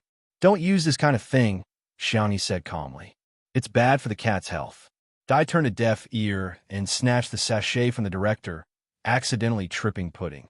She cursed under her breath, completely ignoring Pudding, who was still anxiously meowing in a low voice. Realizing something, she hurriedly turned off the live stream on her phone. However, it was too late. Although the camera was shaking, the audience still saw everything that had just happened. How could Dai treat Pudding like this? The angry audience bombarded Dai's Weibo with comments. Kind reminder, respond as soon as possible with a smile. What's with the sachet? What's with the feeding? What's with the physical examination? Pudding is sick, but you still kicked it. I'm a little doubtful. Do you really treat Pudding as your family? Seeing that the matter had been exposed, Dai was at a loss, and her first reaction was to run away. Not only did she run away, she didn't even bring Pudding with her. Subconsciously, she felt that the cat had lost its value once it was sick, so she abandoned it directly. This behavior made the staff on the set speechless. How could she abandon her pet so easily? What kind of person is she? I used to send Pudding gifts often. I thought she could take good care of Pudding with money, but I didn't expect. Sigh. Everyone was talking about it. The director also felt unwell, but work was more important. He instructed someone to take Pudding to the nearest pet hospital and then continued with the shoot. The script of this commercial was very simple. Xianxia, who was staying at home, first stroked the cat for a while, then took the snail noodles to the open kitchen to cook. The kitten played with a furry ball next to her, creating an atmosphere where she lived alone but wasn't lonely. The shoot went smoother than the director had expected. Xiangyi's cooking was simply like a beautiful art. Even if it was a semi-finished rice snail powder, it was like a Manchu Han imperial feast in her hands. Boiling the powder, draining the water, adding the ingredients. Every frame was unbelievably beautiful. What was even more surprising was Xiao Naofu's performance. The kitten was soft and full of energy. The best part was that it was perfect in front of the camera. The director was so excited that he turned into a cat fan behind the screen. He couldn't wait to hold Xiao Naofu in his arms and rub its bald head. On the internet, some resourceful netizens managed to dig out the origin of the sachet. The sachet was not handmade by Audiobook, but a finished sachet that she had bought. Netizens found the product on a pet medical product website. It clearly showed that the content of catmint in the sachet was very high. The main purpose was to treat anorexia and other conditions in cats, and it could only be sniffed for a while at a time. Because it was relatively unpopular, its sales were not high, and very few people knew about it. However, Audiobook wasn't using it to treat illnesses, but to wear it daily. He even let Pudding smell it for several hours. The angry fans started scolding. Live streaming was a double-edged sword. It could bring benefits, but at the same time, it could also backfire. Some people even raised new questions. With Audiobook's way of raising her, was Pudding still the same as before? Chapter 581. At first, only a small number of people had their doubts, but one fan came up with solid evidence. She was originally a die-hard fan of Pudding, but after being kicked out of the livestream by Dai today, she was so angry that she became an anti-fan. She sorted through the old photos of Pudding on her phone and wanted to delete them all, but she found something strange. There was a slight difference in the color of Pudding's fur in the early photos and the current Pudding. Not to mention passers-by, even the fans couldn't tell. If it weren't for her amazing observation skills, she probably wouldn't have noticed it. Thinking of Pudding's size and the questions that Xianxia had asked in the livestream today, she posted on Weibo. Pudding's Aunt V, let's not talk too much. I'll just put up a set of comparison photos for everyone to find the difference. She posted the photos of the previous Pudding and the current Pudding. Pudding's Aunt V also had a lot of fans, most of whom were related to Pudding. When they saw this set of photos, they were first shocked and suspicious, then angry and furious. It was because they realized that although the photos were similar, they were really two cats. When Dai logged into Weibo again, what greeted her was not the adorable greetings of her fans, but an overwhelming amount of abuse. Where did the previous Pudding go? People like you don't deserve to be an internet celebrity. You're more disgusting than trash. I'm going to vomit. Dai blacked out and turned off her phone, trying not to look at those comments. Even so, those harsh words kept flashing her mind. Trash, trash, trash. Go to hell, go to hell, go to hell. Dai grabbed her hair and screamed. The one who really pushed Dai into the abyss was the staff at the shooting of the snail powder commercial. They secretly revealed that Dai had abandoned Pudding on the set because she was sick and had no intention of coming back to claim it. The cat fans were so angry that they started cursing Dai's ancestors. At this point, Dai's reputation was completely ruined.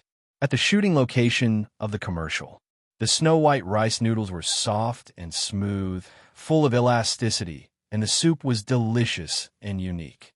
It was made with condiments such as snails, asparagus, and star anise. It was paired with sour bamboo shoots, peanuts, fungus, and a few pieces of fried tofu. Lastly, it was sprinkled with a handful of vegetables. After it was served, rice vinegar and chili oil were poured. Even through the screen, this scene was enough to make people salivate. The soft little white cat jumped onto the dining table and sat down. It tilted its head and looked at the gentle and clean girl in front of it. Xianxia used her chopsticks to pick up some powder. The way she ate was not as crude as some food bloggers, nor was it like the aristocratic etiquette of a socialite, but it was inexplicably infectious. Watching her eat was a pleasure. Moreover, his stomach began to growl. This was the feeling of all the staff present. Xianxia was very dedicated to her work. She finished the entire bowl of noodles.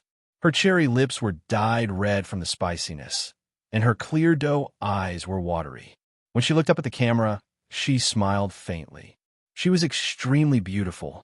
At first, Xiao Naofu complained that the food she ate was smelly, but it endured the humiliation and thought, for the sake of this stupid woman's money, this hoo-hoo will work hard to cooperate with her.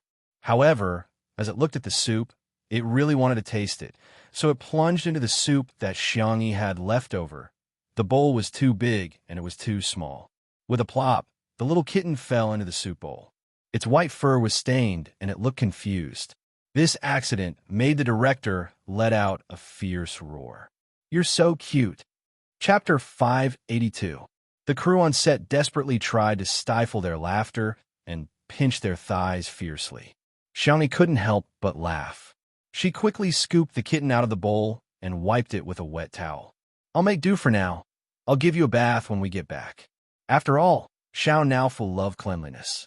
Xiao Naofu secretly licked its paws, which were stained with the taste of the snail powder soup. When it tasted this unique and magical texture, the kitten's icy blue eyes instantly widened to their widest circle. Meow. How could there be food in this world that was more delicious than the prawns cooked by this stupid woman? Xiao Naofu's reaction was completely recorded by the camera. In addition to calling it cute, the director was also very excited. Filming pets was a very difficult thing in itself, and all kinds of accidents could happen. For example, the pet didn't cooperate, or the pet's acting skills weren't up to par. Xiao Naofu's reaction was unexpected, but it was an unexpected surprise. Xianxia's part of the shoot had already ended. He asked someone to take a few more shots of Xiao Naofu, but the director roughly cut the material and sent it to the brand's father. Within a few minutes, the brand's father sent a WeChat message. "More money. I want more money." "Huh? What did you say? More money?"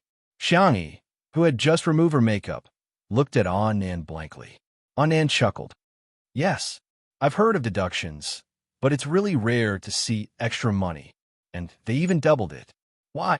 "The extra money is for Xiao Naofu." The brand's father is very satisfied with its performance. Xianxia was stunned at first, then she burst into laughter and pinched Xiao Naofu's face. "Wow, our Xiao Naofu is so amazing. It can even earn money through its own labor." Xiao Naofu's eyes lit up when it heard that it could also earn money. While Annan went to get the car, it rubbed its little head against Xianxia and gestured with its little paws to the shape of the tablet. Xianxia was helpless. "You've been playing with the tablet a little too much recently. You're simply an internet addict." Xiao Naofu. Meow, meow, meow. "Okay, I'll let you play when we get back." Xiao Naofu was overjoyed. It wanted to go online. It wanted to buy a large cart of snail powder. From now on, it wanted to eat that delicious food every day, eating 2 packets for a single meal. "If I can't finish it, I'll just share some with little Shiji." The suddenly rich Xiao Naofu didn't even bother to sleep as it squatted valiantly in the back of the car, looking like a primary school student who had accidentally won the lottery. The manner. Xiao Naofu was the first to jump out of the car and clattered to the tablet. Its little paws skillfully unlocked the screen, and as it searched for snail powder to place an order, it suddenly realized something. It was so quiet. The little cat looked left and right. After waiting for a long time, it still didn't see that familiar figure. Where was that dog? Could it be that the devil Shui had used it to make dog meat hot pot? The young best actor was reading a book in front of the floor-to-ceiling window. His long legs were slightly bent, and he looked focused and charming. Xiao Naofu pounced over and bit his trousers. "Don't mess around." The man's voice was low and magnetic. Meow, meow, meow. Dog, return little Shiji to me. Seemingly sensing Xiao Naofu's abnormality, Shui looked down and stared at its dirty fur. She frowned slightly and picked up the little cat with her slender fingers. She gently rubbed the back of its neck twice. Why did you get yourself into such a sorry state? You're ugly and smelly. No one would want you for hot pot. Xiao Naofu. Damn it, let's perish together. Chapter 583. The white and soft kitten was so angry that it wanted to bite someone, but Shui easily grabbed the back of its neck. It was suspended in midair and could only flap its paws helplessly. Meow, meow, meow. The more Xiao Naofu thought about it, the more aggrieved it felt. Tears welled up in its eyes and fell with a thud. As soon as it cried, Shui froze for a few seconds before letting go of the shackles and stroking the kitten's head gently. Why are you crying? Kitten. Xiao Naofu made a vomiting expression, but it still couldn't stop its tears from falling. Shui sighed, feeling a headache coming on. Apart from Xiangyi, he had never been good at coaxing other creatures to cry. After thinking about it, he threatened with a sullen face. If you cry again, I'll kiss you. That sentence was more effective than any comfort. Xiao Naofu forced its tears back, but looked even more aggrieved. It looked in the direction of the cat villa where the mutt would usually sleep, but now the fluffy nest was empty. It was as if little Shiji had never existed. Shui followed its line of sight and understood what was going on. Xiangfeng has been free recently, so he brought little Shiji home to raise it. Don't worry, although he's a little unreliable, he still dotes on cats and dogs. Speaking of which, he was the one who picked up Xiao Naofu. Turns out that mutt wasn't caught and eaten. Xiao Naofu heaved a sigh of relief. It suddenly felt embarrassed and wiped its tears with its furry paws, jumped off the sofa with its buttocks raised, and continued to play with its tablet. However, the games it usually liked to play, watch Mukden shows, and shop around were suddenly meaningless at this moment. After playing for a while, Xiao Naofu lay on the ground and wagged its tail in boredom. If only that mutt was here. It would lick my fur, act as a meat cushion, and even give up its favorite canned beef. Some time passed. Xiao Naofu, it's time to take a shower. Xiangyi's gentle voice sounded, but Xiao Naofu was still listless. Meow. Oh. Xiangyi pushed the tablet to it. Ever since Xiao Naofu learned how to type, communication between the two had become much easier. Xiao Naofu pressed the screen with its paws and asked, when will little Shiji come back? That might not necessarily be the case. Why don't I send you to little uncle's house to stay for a few days? Xiao Naofu shook his head solemnly and typed. If this ho-ho leaves, who will protect you? Stupid woman. Seeing this, Xiangyi's heart warmed. She hugged Xiao Naofu and kissed it several times. Xiao Naofu, why are you so cute? Meow. Don't use cute to describe this ho-ho. Use fierce, okay? Xiangyi was amused by its serious look. She lowered her head and sent a message to her uncle. Evening. The live stream started. Xiao Naofu squatted on the steps, gazing at the setting sun with melancholy. Looking out of the floor-to-ceiling window in the living room, he could only see a small round head with two drooping ears. She looked very listless. Li Jinyu specially found a camera position to film it, and the fans in the live broadcast room were all melted by its cuteness. From today onwards, I'm a cat fan. I'm going to buy such a cute kitten. Adorable, brainless. Happy, brainless. Until woof. Woof woof. When it heard the familiar bark, Xiao Naofu's ears immediately stood up. At the door, little Shiji was running towards it merrily. In the next second, Xiao Naofu jumped down the steps and ran towards little Shiji. Chapter 584. The sunset glow was gorgeous and magnificent. The cat and the dog ran in both directions. Many viewers couldn't help but smile in front of the screen. This is so cute. The two short legs are running towards each other. It's so touching. I actually cried watching this. It's so beautiful. Everything is soft and peaceful. Whoosh. The little cat and the Shiba Inu met successfully. Woof. Meow. Woof woof. Meow meow. The cat and the dog barked at each other a few times, after which little Shiji excitedly pounced on Xiao Naofu and kissed it while licking its fur. Meow meow. Xiao Naofu protested twice, but soon narrowed its cat eyes in comfort. Its whiskers trembled, and a low purr overflowed from its throat. In the living room, Xiangyi and Shui were drinking tea and reading a book. Upon sight of this scene, the two looked at each other and chuckled silently. In the live stream, the fans began to make fun of them. Cat porn? Children shouldn't watch such intimate scenes. Otherwise, yellow horns will grow on their heads. Xiao Beanbag, Xiao Naofu, and little Shiji are of different species, but they have the same gender, right? Is this really okay? The atmosphere was harmonious. However, there are also some who argued, little Shiji is a pedigree dog while Xiao Naofu is just a mutt. They're not compatible, right? Such comments were now ignored in the live stream. However, some netizens quickly took a screenshot and posted it on the Melon forum. In addition to the ha-ha-ha, all kinds of idiotic netizens came out and seriously discussed the topic of this cat and dog mismatch. Come on, our Xiao Naofu is a young master who led a wandering life, okay? Little Shiji is just a hedonistic son of a wealthy family. Xiao Naofu is very popular. Some little Shiji fans should stop saying that your cat is outdated. Has it ever been popular? Hee hee. No way, no way. What era is it now? Why are you still calling it a mutt? Our Xiao Naofu is clearly a noble Huaxiao mutt. You may think it's a mutt, but we don't think it's a mutt.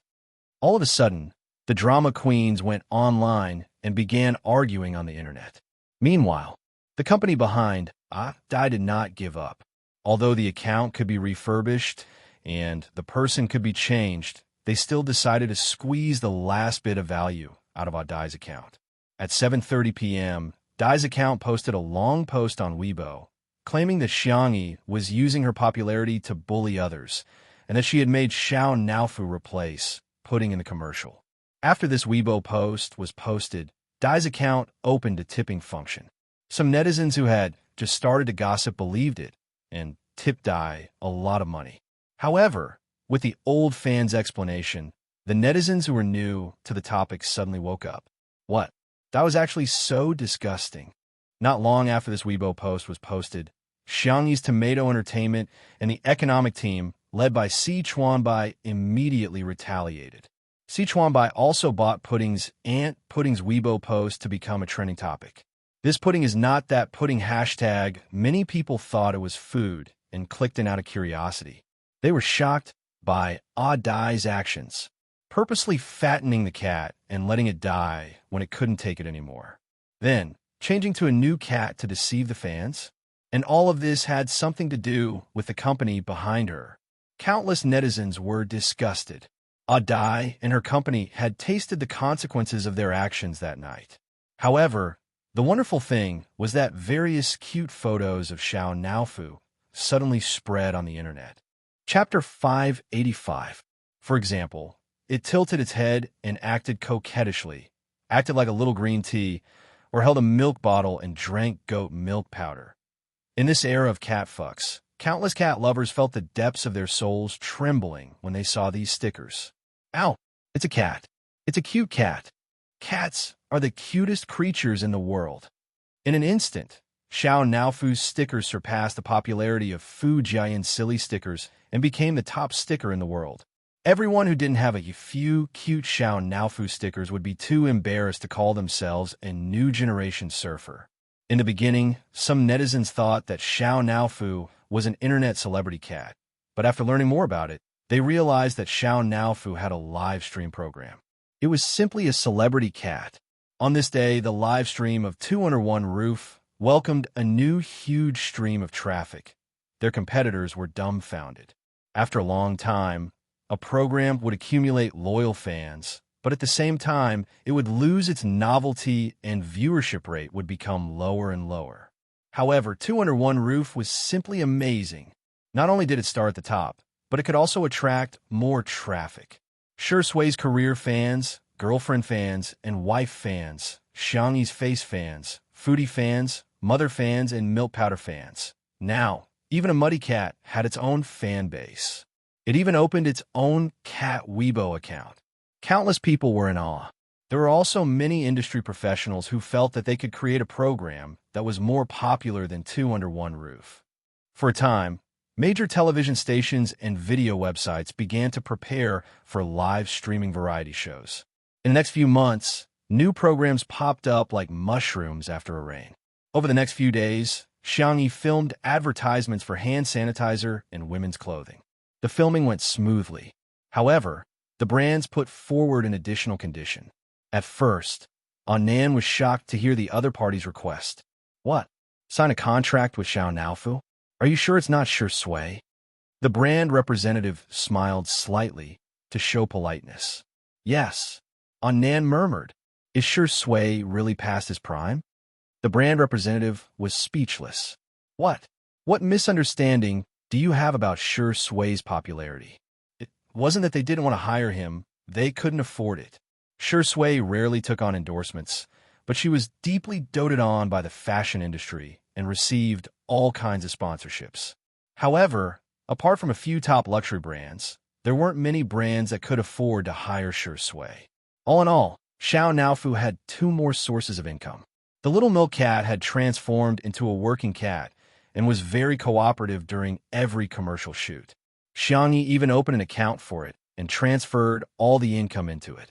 Xiaonaofu would squat in front of the tablet every day and indulge in shopping. Apart from the snacks, toys, and game consoles that he liked, he also bought a lot of things for little Shiji. Xiaonaofu had been trending for several days in a row, and a pet blogger secretly used a small account to complain. Sometimes, I really can't help but sigh at the magic of fate. No matter how hard you work, you might as well be reincarnated into a good family. I don't mean anything else. I just feel sorry for our big cat. After putting in so much effort, it can't even compare to a little mud cat, many people echoed. That's right, that's right. What's the use of working hard? In this day and age, not only do humans have backers, even cats have backers. All of a sudden, Happy Snails fans V. Thank you, Xianxia V. Xiao now for the most adorable V for filming the little wonderful commercial. I hope you, who are on Weibo, will eat well whether you're alone or with someone. Take a sip of the powder and be happy. Chapter 586. The accompanying video was shot by Xianxia and Xiaonaofu together. When Annan saw this Weibo post, he projected the advertisement onto the TV and pressed the pause button. He then pulled Xianxia and Shui to watch it together. Xiaonaofu meowed a few times and acted coquettishly. Xianxia's heart softened, and she hugged the kitten in her arms. Little Shiji stared at Xiaonaofu eagerly. Perhaps knowing that it was inconvenient to be carried because of its large size, it rubbed itself against Shui's trousers and lay on the ground to watch the TV obediently. Annan was speechless. Xiangfeng had also been living in the manor recently, but as a domineering CEO, he would work until 5 in the afternoon, even if he had nothing to do. This was the stubbornness of Xiangfeng. Without Xiangfeng around, Annan suddenly felt that he was quite redundant. It just so happened that it was time for the live stream to start today, so Li Jinyu decided to start the live stream in advance and broadcast Xianxia's advertisement. Live stream viewers, there's such a thing? After hashtag watching a live stream in the live stream room hashtag, there's another hashtag watching an advertisement in the live stream room hashtag? Haha, Director Li really dotes on Sister E too much. He's so worried about Sister Yi's career that he doesn't forget to promote Sister E at all times. Xiaonaofu is sitting on Xianxia's lap and swinging its little legs around. Nanny, hurry and cast a healing spell on me. I'm going to pass out sob. Birds of a feather flock together. Xiaonaofu sticking to Sister E means that Sister E is as cute as a cat. Little Shiji sticking to Shui means that of a family of 4, Shui is the most adorable. Amidst the comments of the audience, Annan pressed the play button with the remote control. The scene started with an empty shot, then moved past the dream catcher by the window, the cactus in the room, and the magazine in the book. Then it naturally turned to Xianxia. The girl knelt on the tatami. Her purple sweater was gentle. She slowly opened the packaging of the rice snail powder. The kitten at her feet was playing with a ball by itself.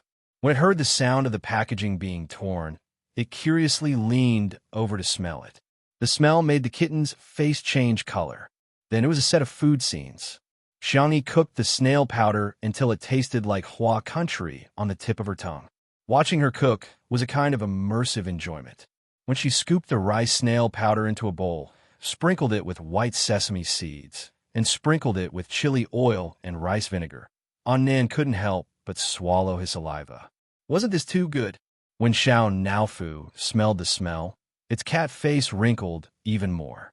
It held its salted fish toy in its mouth and ran far away from Xianxia. When Xianxia ate, it would bite the salted fish. When it got tired of playing, it would lie down on the hammock with its head facing the sky and its eyes squinted. It would then snore comfortably. Xianxia ate the rice noodles while Xianxia snored contentedly. It was a stark contrast, but at the same time, it was also a silent echo. There was no need for too much narration, but it made one think of a word: beautiful. When Xianxia finished the last bowl of rice, Nan couldn't help but unwrap the snacks on the table and stuff them into his mouth. Shui coughed and said, "You seem to be eating little Shiji's jerky." Nan was dumbfounded. Xianxia protested, "Meow. It's mine," although it was bought for little Shiji. At this moment, Xianxia, who was in the advertisement, couldn't hold back its curiosity. It first squatted on the table and tilted its head curiously before sticking its buttocks into the bowl. Plop! Xianxia fell into the big bowl and looked up at Xianxia in confusion. It licked its paws and widened its eyes. Xianxia couldn't help but laugh. The scene froze at the moment when the girl and the cat looked at each other. Chapter 587. The camera faded out and the Happy Snails logo popped up, along with the inscription of the advertiser this time. "You have to eat well even if you're alone." It was Xianxi's voice. It was soft and clear, like a little sister next door exhorting in his ear. The advertisement came to an abrupt end. Nan, on the other hand, was still unsatisfied. The TV screen went black for a few seconds before he smacked his lips. "This advertisement is so well shot. I'm so hungry." In the live stream, the fans were all shouting, "Where's the link? I want to buy it." Xianxia, large grass planter, "I'm so hungry." Sister cooks and eats the noodles, and so do I when Xianxia licks its paws. On Weibo, the comment section of the Happy Snails fans' official Weibo account exploded, and the number of comments was increasing rapidly. "Ah, who can buy that little stock? Increase the stock. Are you there? I have a friend who has a terminal illness and wants to eat a bowl of your snail noodles before she dies. Can you ship it to me as soon as possible?" Damn, which smart little guy in your company thought of getting Sister E to be the spokesperson? Even my grandmother, who's in her 60s, told me to buy her some snail noodles. +1, all the aunties in my family said that they want to support Sister Yi's work and have already reserved a box each. So the question is, where am I going to buy so much for them? Smile. The headquarters of the Happy Snails fans was in a mess.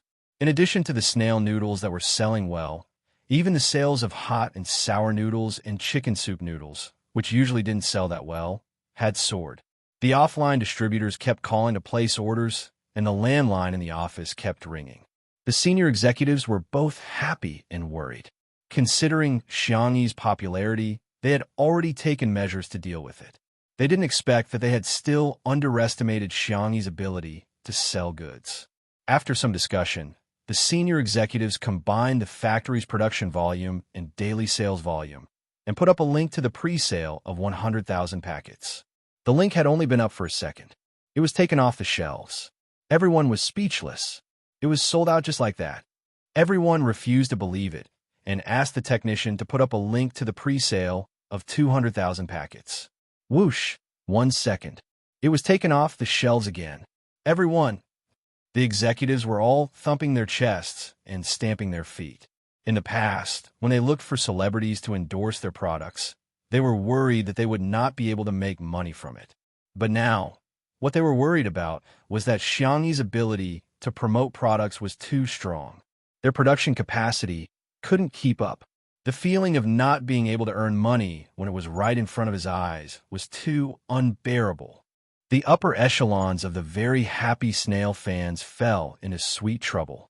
Meanwhile, eating well for all 3 meals, also followed the example of two under one roof and start a live stream. They didn't limit themselves to Xianxia's agricultural products. They had a rich selection of products and even invited the second brother, Hao Han, from the live broadcast room. However, Zhiyi's reputation had already collapsed, and Jiang Yin thought of herself as noble and virtuous. The two of them were not even familiar with the products, so they could only read the script dryly. Coincidentally, there was also snail powder among the products they were carrying today. Link on 321. After Hao Han shouted at the top of his lungs, he felt that his throat was about to smoke. Today was the most tiring day he had ever been in the live streaming industry. However, Yi and Jiang Yin did not know how to continue the conversation, nor did they know how to find topic to talk about. Giving him some time to rest, they only asked, "How many sales are there?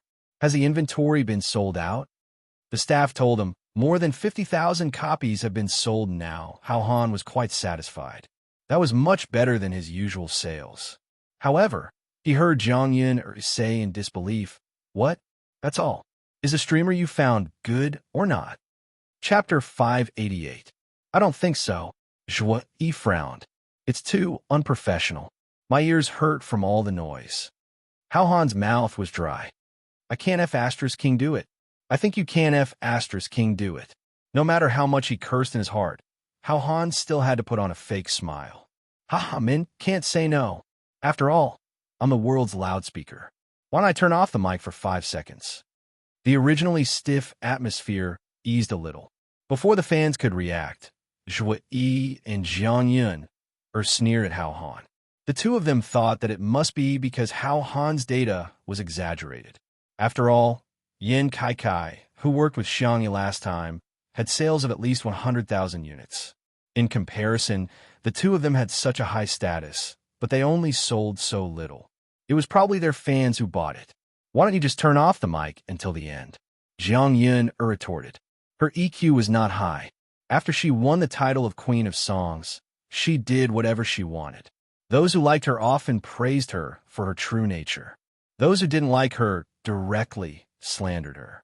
"Look, Xianxia is not even a professional streamer, but she can still sell hundreds of thousands of bags." Zhuo Yi was absent-mindedly playing with his phone when he saw the trending topic hashtag 300,000 bags of snail powder in 2 seconds hashtag. He clicked on it and was surprised to find that the person selling the goods was Xianxia. Hao Han, who had been holding back his anger, completely exploded. "Okay, then you two can continue. I won't disturb you anymore." He got up, turned off the mic, and left with a dark face. The staff at the scene were all dumbfounded. The director was the first to come back to his senses. He quickly asked someone to persuade Hao Han and kept winking at Zhuo Yi and Jiang Yin hoping that the two of them could salvage the situation. However, the two of them felt that without Hao Han, they could still sell the goods, so they started to introduce the next product. The director was speechless. He had seen confident people, but he had never seen such confidence. The director sighed helplessly. He had no choice but to let the two of them continue to sell the goods live. After he finished introducing the product, Jiang Yin shouted exaggeratedly, "Don't miss it. Buy. Buy it. Link it." The technician quickly connected the link to the live broadcast room. Zhuo Yi and Jiang Yin were not good at interacting with the audience, so they seemed a little cold. After a few seconds, the two of them couldn't help but be concerned about the sales volume. "How much?" The staff member looked at them cautiously and stammered. How? Zhuo Yi asked expectantly. "Tens of thousands?" The product they were promoting this time was a high-end red wine. Its unit price was the highest among the selections tonight. The staff member's scalp went numb. Jiang Yin had a bad premonition and said a conservative number, a few thousand. Although a few thousand wasn't much, it was still acceptable considering the high price per unit. Unexpectedly, the staff member said cautiously hundreds of bottles. In fact, the actual sales volume was only slightly more than 100 bottles, and he had even misreported it a little. Jiang Yin was speechless. When they heard this number, both of them revealed an incredulous expression. How is this possible? Could it be that the best actor and best singer combined couldn't compare to that extremely noisy streamer? However, online shopping websites now had real-time sales figures. Hashtag Zhuo Yi and Xianxia Er's live broadcast flop hashtag quickly became a trending topic. The dazzling 100-plus sales figure instantly became the laughingstock of the entire internet. Chapter 589. At first, some netizens thought that the trending topic was a prank. Is this reverse marketing? How is that possible? There must be a few zeros behind 100. Come on, one is an award-winning actor while the other is a pop queen. It's obvious that they can't sell so little. It must be a marketing tactic by the merchants. Yes, kick me if there's a follow-up. Some practical netizens went to verify it and found that the sales figures were real. In other words, although these two were famous, they were really not good at marketing. The netizens were speechless. This is too confusing. Are celebrities not as good at marketing as internet celebrities? I remember Yin Kai also live-streamed this brand of wine. Although it was a little expensive, he sold thousands of bottles at that time. These two have lost their integrity. Ahem, it doesn't seem appropriate to use this word, but 100-plus sales figures are indeed. When Zhuo Yi and Xianxia Er's team discovered the trending topic, they hurriedly spent money to remove it. However, it would have been fine if they didn't remove it, but once it was removed, it poked at the netizens' gossipy souls. What did this mean? Zhuo Yi and Xianxia were guilty. In other words, their livestream had really failed. The number of online discussion posts increased rapidly, and there were also countless fans who were dissatisfied with Zhuo Yi and Xianxia's attitude. During the livestream, Zhuo Yi and Xianxia were half-heartedly introducing their products, stuttering, and dissing How. They edited it and posted it on Weibo. When the netizens saw it, they were instantly delighted. This is awesome. Zhuo Yi and Xianxia had never appeared on variety shows before, and they thought that they could do anything because of their high status. However, they didn't expect that the internet was so advanced now, and information could spread quickly. It was no longer the era where they could only buy discs and cassettes for songs. Any words and actions of celebrities would be infinitely magnified. The previous live stream was fine, as there was a script, and the two of them just had to follow it. Coupled with the fact that they had many loyal fans, they could muddle through. However, the marketing live stream was different. The pace was fast, and the requirements for adaptability were high. There was no script to speak of, and the shortcomings of the two were completely exposed in an instant. My whole family, Zhuo Yi and Heavenly Queen Zhang's EQ, is too worrying. Do they not know about vast abilities? Although she's an internet celebrity, she's also made over 100 million in sales. I watched the entire live stream, and I feel like ZY and JY are the kind of people who are full of confidence. They act like they're the best in the world. I just want to say, the times have changed for adults. Mockery was everywhere on the internet, giving Zhuo Yi and Xianxia Er's team a headache. What was even more troubling was that there were still many products that had not been introduced in tonight's live stream. It was still fine with Hao Han around. Now that Hao Han was gone, no matter how loud the two amateurs shouted, the effect was minimal. In the resting room, Hao Han looked at the live broadcast on his phone and sneered. Did they really think that live streaming was a competition of who was louder? How laughable! The program crew begged again and again, but Hao Han remained unmoved. He wasn't the one who broke the contract. It was the two people who chased him away. Then let the two of them do a live broadcast. After all, if they lost money, the merchants would definitely not let this matter rest. The most ruthless thing is always capital. Sure enough, after the live broadcast ended, all the scandals about Zhuo Yi and Xianxia on the internet were suddenly dug up. Chapter 590. For example, Zhuo Yi had broken Shui's ribs and other people's ribs in the name of filming. For example, Xianxia seemed to be aloof from worldly affairs, but she was actually a spoiled brat when she was young. Back then, Zhuo Yi had cheated on his fiancée and married her. The scandal between the two of them caused a huge uproar, and the team was extremely busy. Hao Han had long expected this outcome. For tonight's live stream, The merchants had already paid at least hundreds of thousands of yuan, especially the high-end red wine brand. With the sales of the previous livestream in Yankai, they were full of confidence in tonight's livestream. They spent more than 1,000,000 yuan on the livestream, not to mention the promotion fee for Zhu Yi and his wife. In the end, the two of them only sold more than 100 bottles, which was a huge loss for the merchants. They definitely couldn't get the money back, but who didn't know how to create scandals to disgust others? That night, countless old scandals about Zhu Yi and Xianxia were dug up and shared by netizens over and over again. In contrast, the snail powder brand endorsed by Xianxia had released a total of 5 waves of pre-sales, and the delivery date was as long as 3 months. Even so, there were still countless people who placed orders, and there was even an industry chain that acted as a purchasing agent. The cumulative sales volume was more than 1,000,000 bags of snail powder. That number made countless brands drop their jaws in shock. All of a sudden, countless advertising offers were sent to Xianxi's management team. The Spicy Tutu brands were rather proud, and they all posted their order records on Weibo. My favorite sister, my favorite snail powder, has snatched the first wave of pre-sales. Happy. I'm crying tears of joy.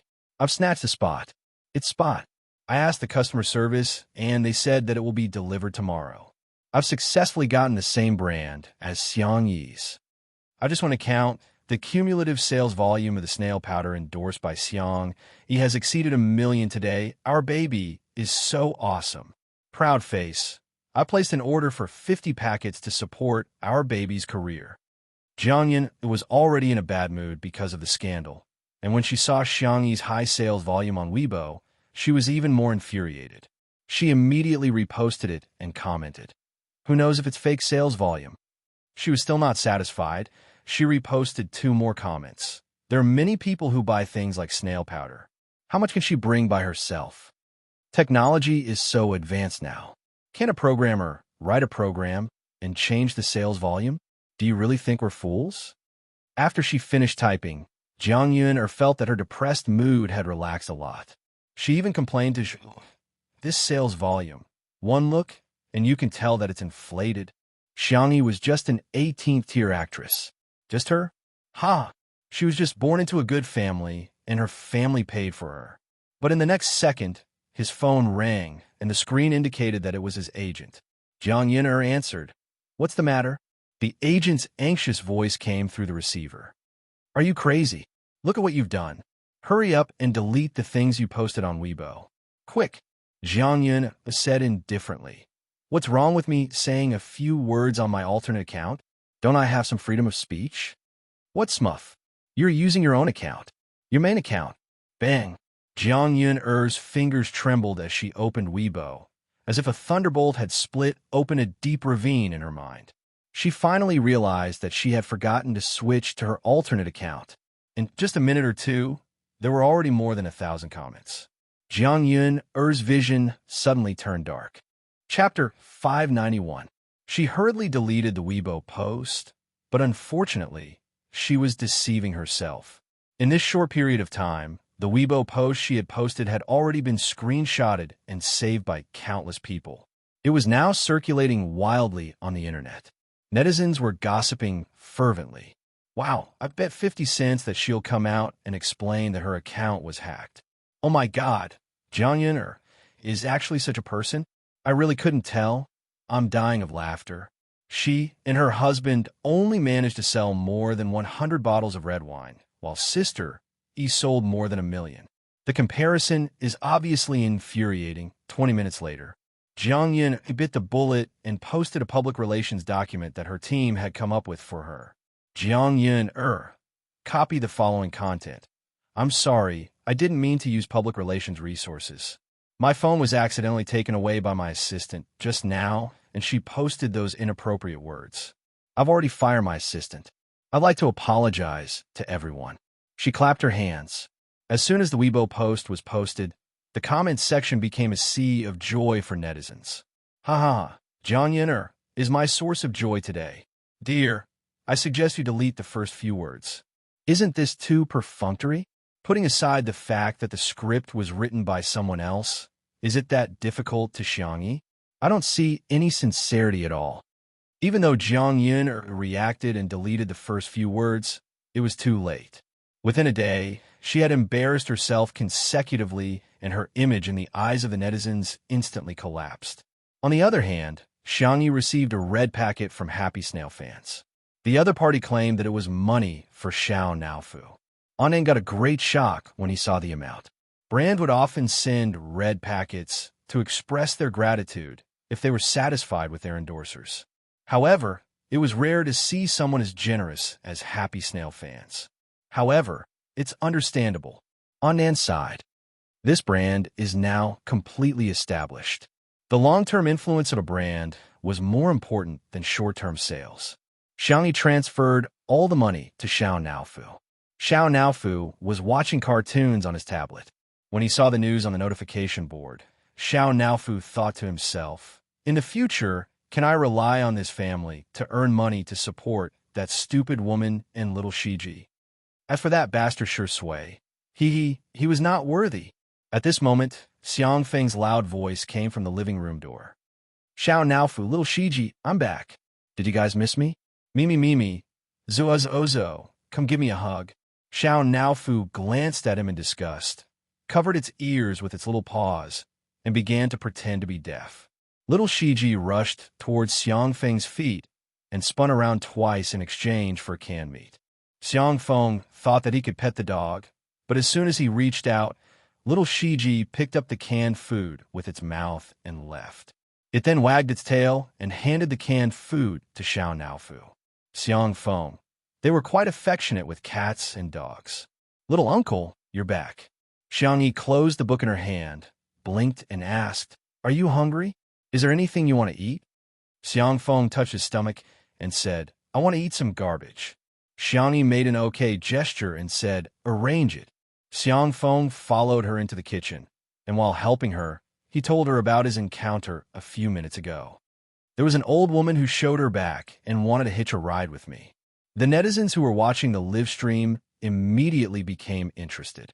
Isn't this the beginning of a domineering CEO novel? To their surprise, Xiang Feng's next sentence was, "TSK, that back was so white and shiny. It's a pity you didn't use cupping." Chapter 592. The netizens? Cupping? What kind of steely man is this? F***CK. I thought it was a domineering CEO novel, but it turns out to be an idiot novel. Everyone was complaining, thinking that Xiang Feng was beyond redemption. To their surprise, Xiangxia chimed in. "Acupuncture should be good too? It's easy to find acupoints." The netizens, Huh? Is this the legendary saying, "If you're not a family, you won't enter the same house"? Sorry, my head is falling off from laughing. Please don't push, don't step on my head. A cupping and acupuncture. Awesome, you two must be the spokespeople for healthcare. Thumbs up. Qin Wanyin, who had seen this conversation, was so angry that she started coughing violently.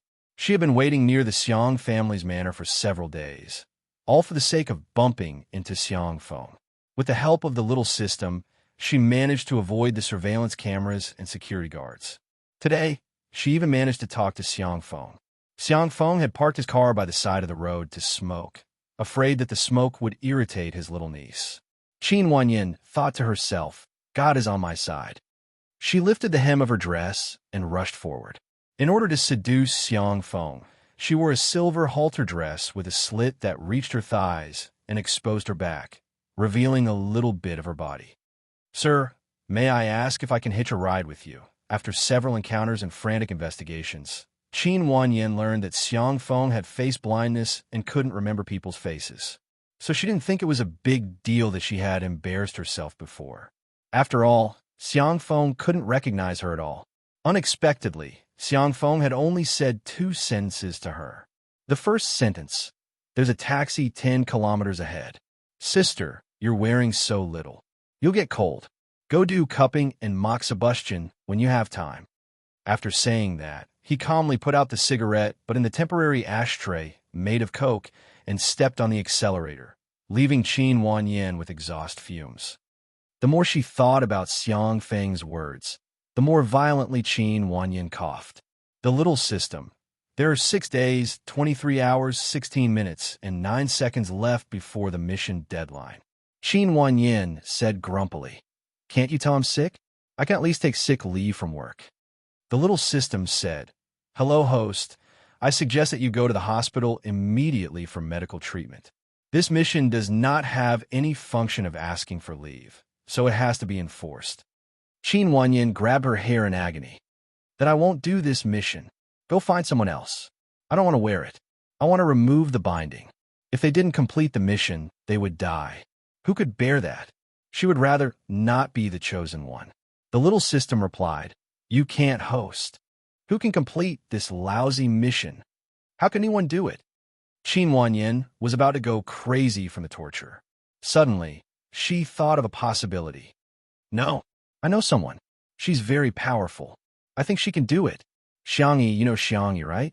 Let your main system choose her as the fast transmigrator. Let her replace me. The little system paused for a moment before saying, Replace? Yes, replace. Your main system definitely wants the mission to be completed, right? Otherwise, wouldn't it be a waste of resources? The little system said, There's no replacement option. Qin Wanyin was like a dying person grasping at straws. You can add her if there's none. If I replace her, this perfect life mission can be completed. In that case, the person who is going to die could be Xianxia, right? Chapter 593. A summer thunderstorm suddenly descended. The little system fell silent, as if there was an error in its calculations. Outside the window, the heavy rain was pouring down, and the room was warm and beautiful. In the kitchen, Xianxia was in charge of doing stand-up comedy to liven up the atmosphere. Shui was washing the vegetables slowly. Xianxia was a clean freak and was very serious about washing the vegetables. His hands were beautiful too. Watching him wash the vegetables was simply a blessing to those who were obsessed with his hands. Xianxia's hair was tied up into a bun, and she was looking down to make handmade powder. With her fair hands, she blended the sweet potatoes and peas according to the ratio. She then poured the powder out of a perforated aluminum ladle and put it into boiling water to solidify. The powder solidified into a vermicelli shape, and Xianxia stirred it with her long chopsticks. When it was hot enough, she quickly scooped it out and put it into cold water to cool it down. The audience was dazzled. They only felt that in just a short while, Xianxia had successfully made the handmade sweet potato powder with distinct texture.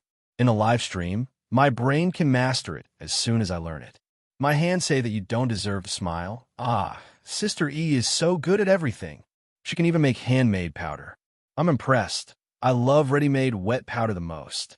I've eaten at a shop that has a long history and has insisted on handmade powder for so many years. It's really more soulful than dry powder made by machines. Just looking at the powder, Xianxia was already drooling. He felt that it was great that his little niece allowed him to stay with her for a few days with her dog. I'm taking advantage of little Shiji. Uncle, shall we eat hot and sour noodles?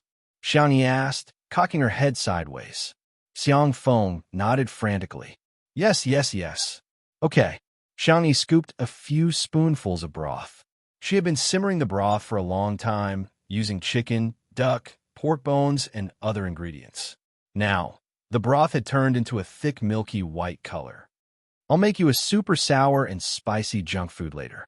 Xianxia exclaimed, Okay. The next second, he heard his little niece look at Shui and say softly, Hot and sour noodles are not healthy. How about I make clear soup noodles with eggs and vegetables? Shui chuckled. Her gold-rimmed glasses were looped behind her ears, making her look classy and simple. As she washed the vegetables, ripples appeared in the air. Thank you, Sister E. Xianxia. You're welcome. Xianxia.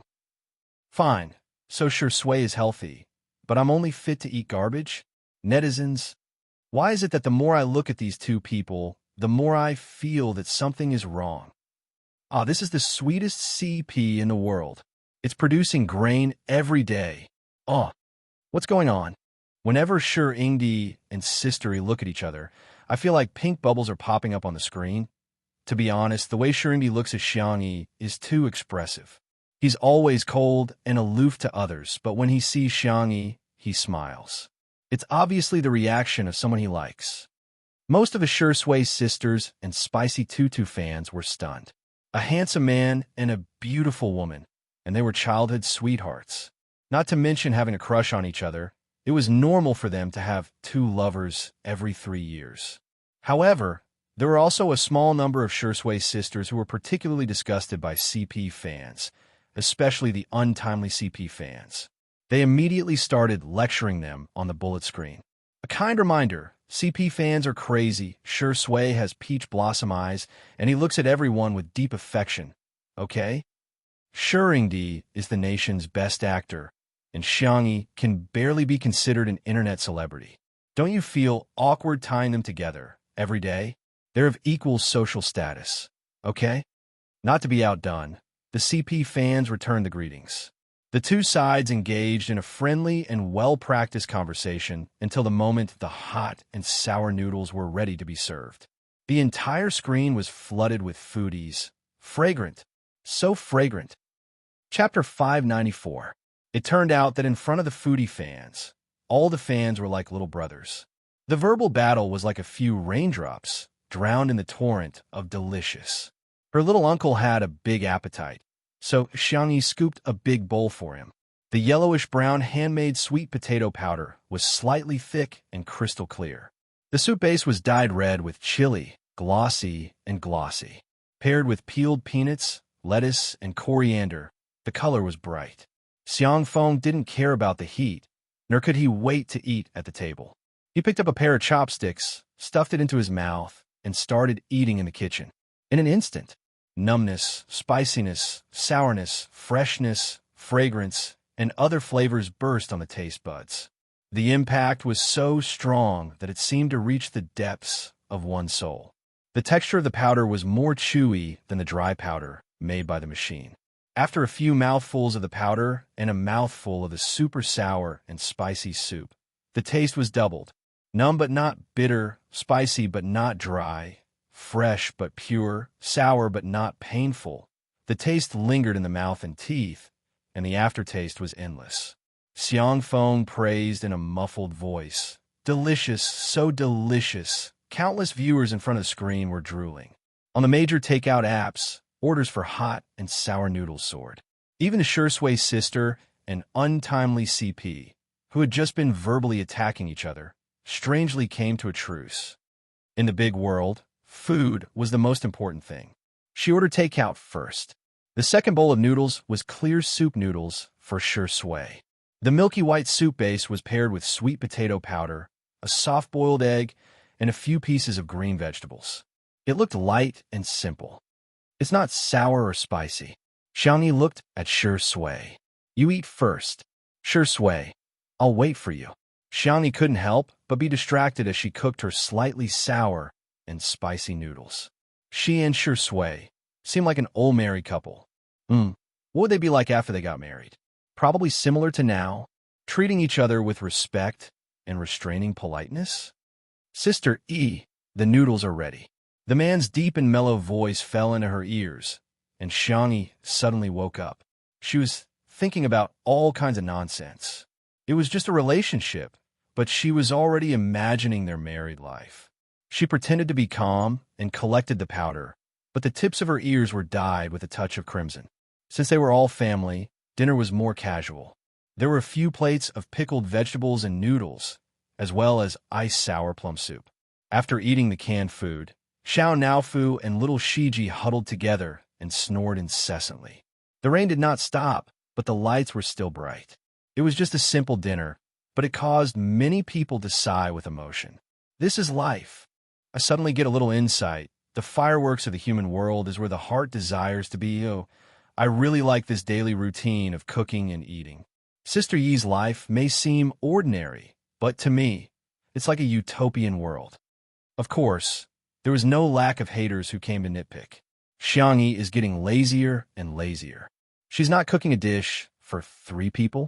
Eating too much kimchi can cause cancer. What's the use of her?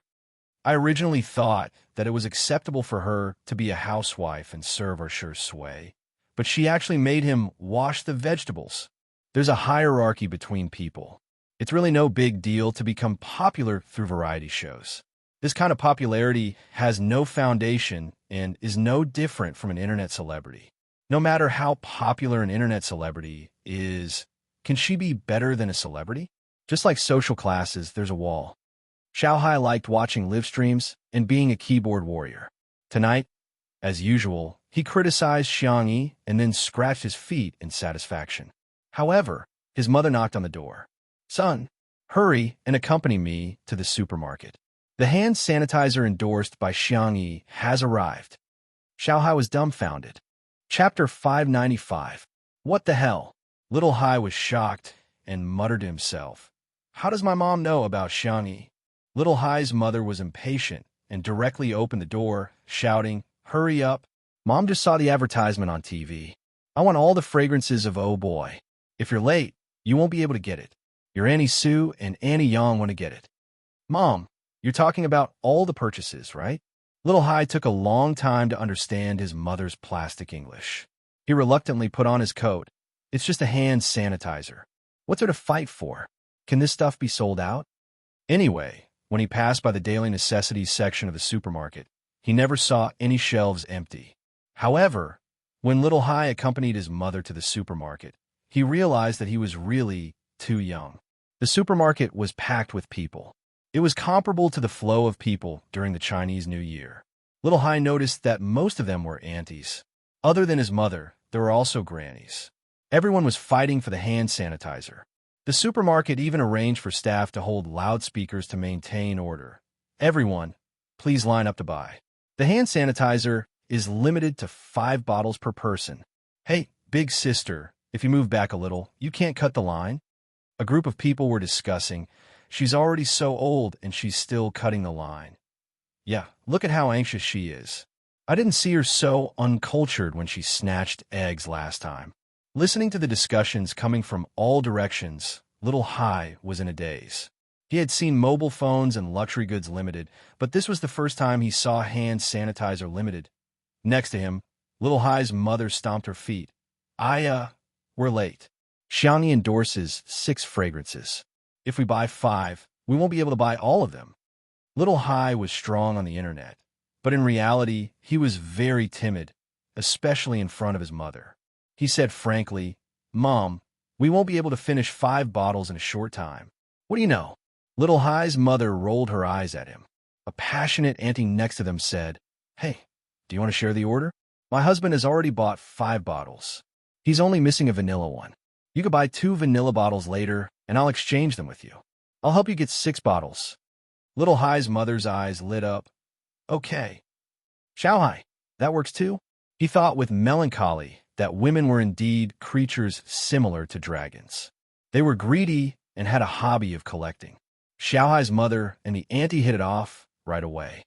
It was as if they were biological sisters from different mothers. They added each other on WeChat and chatted about their daily lives. After a while, they were even trying to find a partner for Xiaohai. "Your son is so handsome. Marry Xianxia as your wife." Auntie teased. Xiaohai's mother said sternly, "How can he be worthy of Xianxia, Little Hai?" However, listening to the surrounding aunties and grannies happily discussing Xianxia, Little Hai suddenly realized that not only was Xianxia popular with young people, she also seemed to have a lot of mother fans and milk powder. For some reason, he felt a little ashamed. He felt that he was spouting nonsense when he said that Xianxia was an internet celebrity. Little Hai took a short video and posted it to his circle of friends. "Ocean, there are so many people accompanying my mom to buy hand soap. A bunch of scoundrels commented below. Oh, you've changed? Didn't you hate Xianxia very much in the past? If it were me, I'd also accompany my mom and Annie to fight over hand soap. Sister E is really popular." Similar scenes were playing out all over the country. There was no need to buy trending searches at all. The netizens' spontaneous popularity had already pushed a topic to the top. Hashtag Nation's Sister Xianxia. Hashtag Chapter 596. Although many brands were tempted by the online sales of snail powder, they decided to wait and see. This time, the offline sales of hand sanitizer made people realize how popular Xianxia was. In the entertainment industry, popularity was a kind of metaphysics. Some celebrities just weren't likable. No matter how hard they tried, they just wouldn't be liked by everyone. However, some celebrities were different. Everyone in their family would like them. Even if they weren't fans, they would still get comments like, "Ah, that kid is pretty good." In the past year, Xianxia was the former. Now, Xianxia was the latter. At the end of tonight's live stream, Li Jianyu announced a piece of news. There will be a lot of guests coming tomorrow. Let me give you a hint. It's a bunch of cute and handsome boys. Everyone in the live stream was guessing if C7's idols were coming. Now, C7 had a stage that they had never dared to dream of before. They had become the top male group in the country. The funny thing was that when they were interviewed, they kept talking about Xianxia as if they were #1 fans. Xianxia also thought of C7 and asked tentatively, "Are Jiangchun and the others coming?" Li Jinyu. Maybe anyway, Sister E. We're going to be a woodcutter again. He even winked mischievously at Shui. How is it? I'm pretty good at wink, right? Shui folded her arms and smiled. I thought your eyes were cramping. Li Jinyu. All right. Looks like Daddy Sure has already entered a state of jealousy. What gentlemanly gentleman. It's all fake. It's all fake. The audience in the live stream began to jeer. Hey, it's him. It's him. It's him. Our jealous Shui.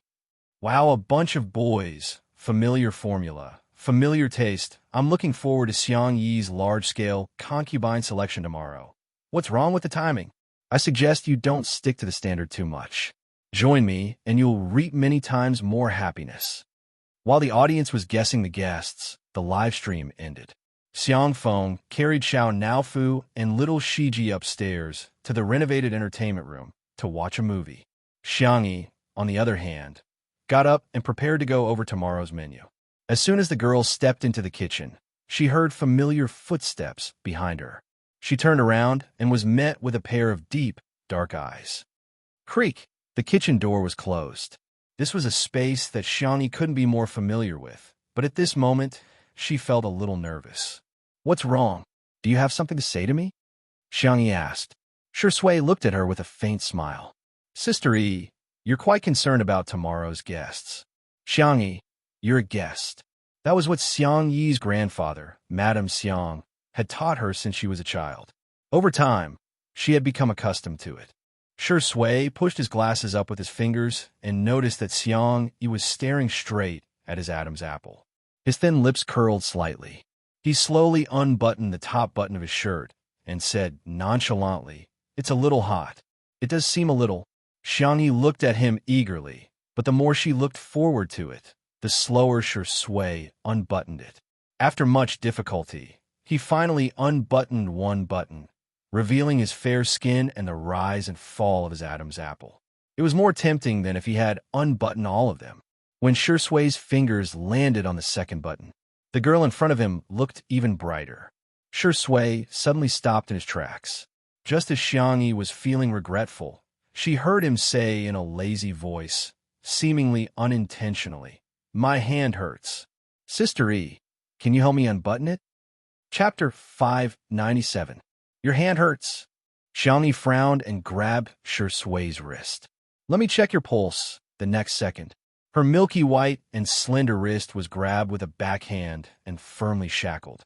His warm thumb rubbed against her slightly protruding wrist bone, evoking a slight itch. In an instant, it was so quiet in the kitchen that she could hear the sound of the refrigerator running. Although Xiangyi was slow, she was not completely clueless. Her ears were burning, but she still pretended to be serious. Are you lying to me? Yes. Shui admitted it openly. His upturned eyes were deep and dark, and he smiled gently. Oh no, sister, he found out. Although he said so, the man did not feel guilty or guilty at all. His other hand played with Xiangyi's hair lazily and casually. He restrained himself, but Xiangyi was embarrassed. The girl's cheeks blushed. Although you lied to me, but I can help you unbutton, because I'm a good person. Shui chuckled and leaned slightly. Then I'll have to trouble you. There was a height difference between the two, but now the distance between them was closer. Xiangyi's fingertips curled slightly, not knowing if it was out of shyness or anticipation. Her soft fingers trembled as she unbuttoned the man in front of her. She tried for a long time, but still could not unbutton it. Shui looked up. His dark eyes behind the glasses were deep and beautiful. "It's too difficult," Xianxia said before he could speak. Shui smiled. "I thought, sister, you wanted to take advantage of me." Xianxia, she did not. She stammered. I don't often think about it, oh." Realizing that she had said something wrong, Xianxia was embarrassed. But when she thought that Shui was her boyfriend, she said confidently, I just think about it occasionally, and I haven't put it into practice." She regretted it after saying that. She thought that Shui would be angry. Unexpectedly, Shui was not only not angry, but also smiled happily. "Why don't we put it into practice now?" His slender fingers held the girl's hand and slowly unbuttoned the second button of his shirt. The man's clean and clear Adam's apple became clearer. His collarbone was also very good. His pale skin unexpectedly had a youthful look, but was very sexy. Xianxia unconsciously forgot to blink. Shui was not in a hurry to speak. Instead, he picked up the glass of water on the counter beside him and took a sip. As he drank, his Adam's apple moved up and down, which was particularly obvious. His unbuttoned white shirt revealed his usual gentle and abstinent temperament. Xianxia felt that she could not hold it in anymore. Her hands were very itchy. She slowly moved to Shui's side. "Boyfriend." "Yes, girlfriend. Can I put into practice more?" The man's hand holding the glass tightened silently. After a while, he put down the glass and put his fingers on the back of the girl's neck. He gently rubbed it like a cat and asked calmly, "How do you want to do it?" Xianxia was a little embarrassed. She looked up. Her eyes were amazingly bright, as if a star had fallen. Shui made eye contact with her and waited quietly for her answer, although he was not as calm as he appeared to be. The girl raised a finger and spoke in a soft voice, as if she was acting coquettish. "Can I touch it?" Chapter 598. Outside the window, the sound of the rain gradually weakened. There was a gentle light in the room. It was like a slow-motion scene in a movie. The light and shadow were flickering frame by frame. Ambiguity mixed in the air, like ice cubes colliding into cola, sizzling with sweet bubbles. Shui's eyes darkened. Just for a moment," Xianxia emphasized. "Really, just for a moment." Her voice gradually lowered. "Actually, I've always been curious. How does a guy's Adam's apple feel? Is it similar to tonsils inflammation?" So it was just an Adam's apple. Shui leaned against the wall, looking relaxed and lazy. "If it's someone else, not even for a moment. If it's sister, you can touch as much as you want." Swish! This sentence was so lethal that Xianxi's ears turned red at a speed visible to the naked eye. However, the little girl had inherited the arrogance of the Xiang family. Even if she was extremely shy, she had to pretend that it didn't matter. She stretched out her index finger and carefully approached Shui. Then, she was extremely nervous and expectant. She poked it lightly and felt it carefully. Seeing her serious expression, Shui couldn't help but chuckle. His Adam's apple trembled slightly. The little girl withdrew her hand and blinked. "So, it's really different from tonsils inflammation." She sighed. Shui looked at her. "Do you still want to continue?" Xianxia was shocked. Can we continue? Was there such a good thing in the world?" Shui's eyes were full of love. He simply took her hand and pressed it to his Adam's apple. "Our sister you can do whatever you want to me," Xianxia said excitedly. Then I want to touch your collarbone." "You can, but—" He deliberately paused. "But what?" The little rabbit fell into the trap. "I know that there are many important people in Sister Yi's heart. I'm so lucky to occupy a little space in Sister Yi's heart. I'm already very satisfied. It's just that I still don't feel safe. I always feel like I'm not good enough." A certain best actor was like a cup of top-notch Longjing tea before the rain, the fragrance of the tea overflowing. Unfortunately, Xianxia really fell for it. She immediately became anxious. "Don't say such things. I won't allow you to think like that. You're clearly very good. Very good. No one can say that you're not good. Not even you can do it." Shui was slightly stunned. She lowered her eyelids to hide the surging emotions in her eyes. Xianxia put her hands on her hips. No matter what, you're not allowed to do that. Do you hear me? Okay, we'll listen to Sister E. Xianxia recalled the world of female supremacy that she had almost transmigrated to. The female lead that she had assisted had nothing but pampered and coaxed her husbands. Xianxia felt that she should coax her boyfriend more.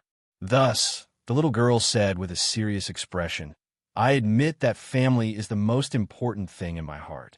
However, other than family, you are the most important. Although we haven't been together for a long time, the depth of a relationship is not defined by time. She paused and said shyly but firmly, I like you. I like you very, very much. Don't worry. I'll definitely give you a sense of security in the future. Sui's breathing became slightly heavy. How could she be so good, so gentle? The girl patted her slender shoulders. If I'm sad in the future, I'll tell you. If you're sad, you can also come and lean on my shoulders. Boyfriends are meant to be pampered, spoiled, and protected. Chapter 599. Although Xianxia was trying to coax him, she really meant what she said. The girl blushed even more. She waited for a few seconds, but Sui did not respond. She blinked in confusion and asked, You don't like to hear this? Xianxia was a little annoyed. Then I won't say it again, I like it. He interrupted her firmly. Xianxia was stunned. I like it very much. Sui coughed and looked away. A bold guess surfaced in Xiangyi's heart. You're not shy, are you? Sui didn't answer and instead quietly changed the topic. The man's skill was too high. With just a few words, Xiangyi's attention returned to the menu. I read the weather forecast. It's going to rain tomorrow and the temperature is low. If there are a lot of people, why don't we have hot pot? Xianxia looked through the kitchen utensils. Thanks to her uncle's love of hot pot, she had many pots here, such as a birthday pot, a mandarin duck pot, a nine-palace pot, and so on. Sui said, Just give him something to eat. How can I do that? He's a younger brother. He's still young and growing. He has to eat well. Before she finished speaking, a pair of big hands grabbed her waist. The man's palm was hot, and his forehead was pressed against hers. Sister E, I'm jealous. Huh? Do you like your younger brother? Sister. Cough. Xianxia felt all the blood in her body rushing to her head, and she almost choked on her own saliva. Don't call me sister. Sui saw her reaction and raised his eyebrows. Seems like you really like him, sister. Xianxia was speechless. I'm done. I'm really done. Oh, why is it that when others call me sister, I don't react at all, but when Sui calls me sister, I feel like kissing him and pressing him against the wall. Okay, I'll stop teasing you. Sui could not bear to push the girl too far. He patted Xiangyi's back and said, Breathe out. Don't hold it in. Xianxia, how did he know that he would hold his breath when he was nervous? Good night. Xianxia pushed him away and slipped into the bedroom. Even though there were canned food and toys, Xiao Naofu and little Shiji quickly went downstairs to play, probably because Xiangfeng disliked dogs and cats. Seeing Xiangyi, Xiao Naofu chased after her. Little Shiji picked up Xiao Naofu's favorite salted fish toy and followed them.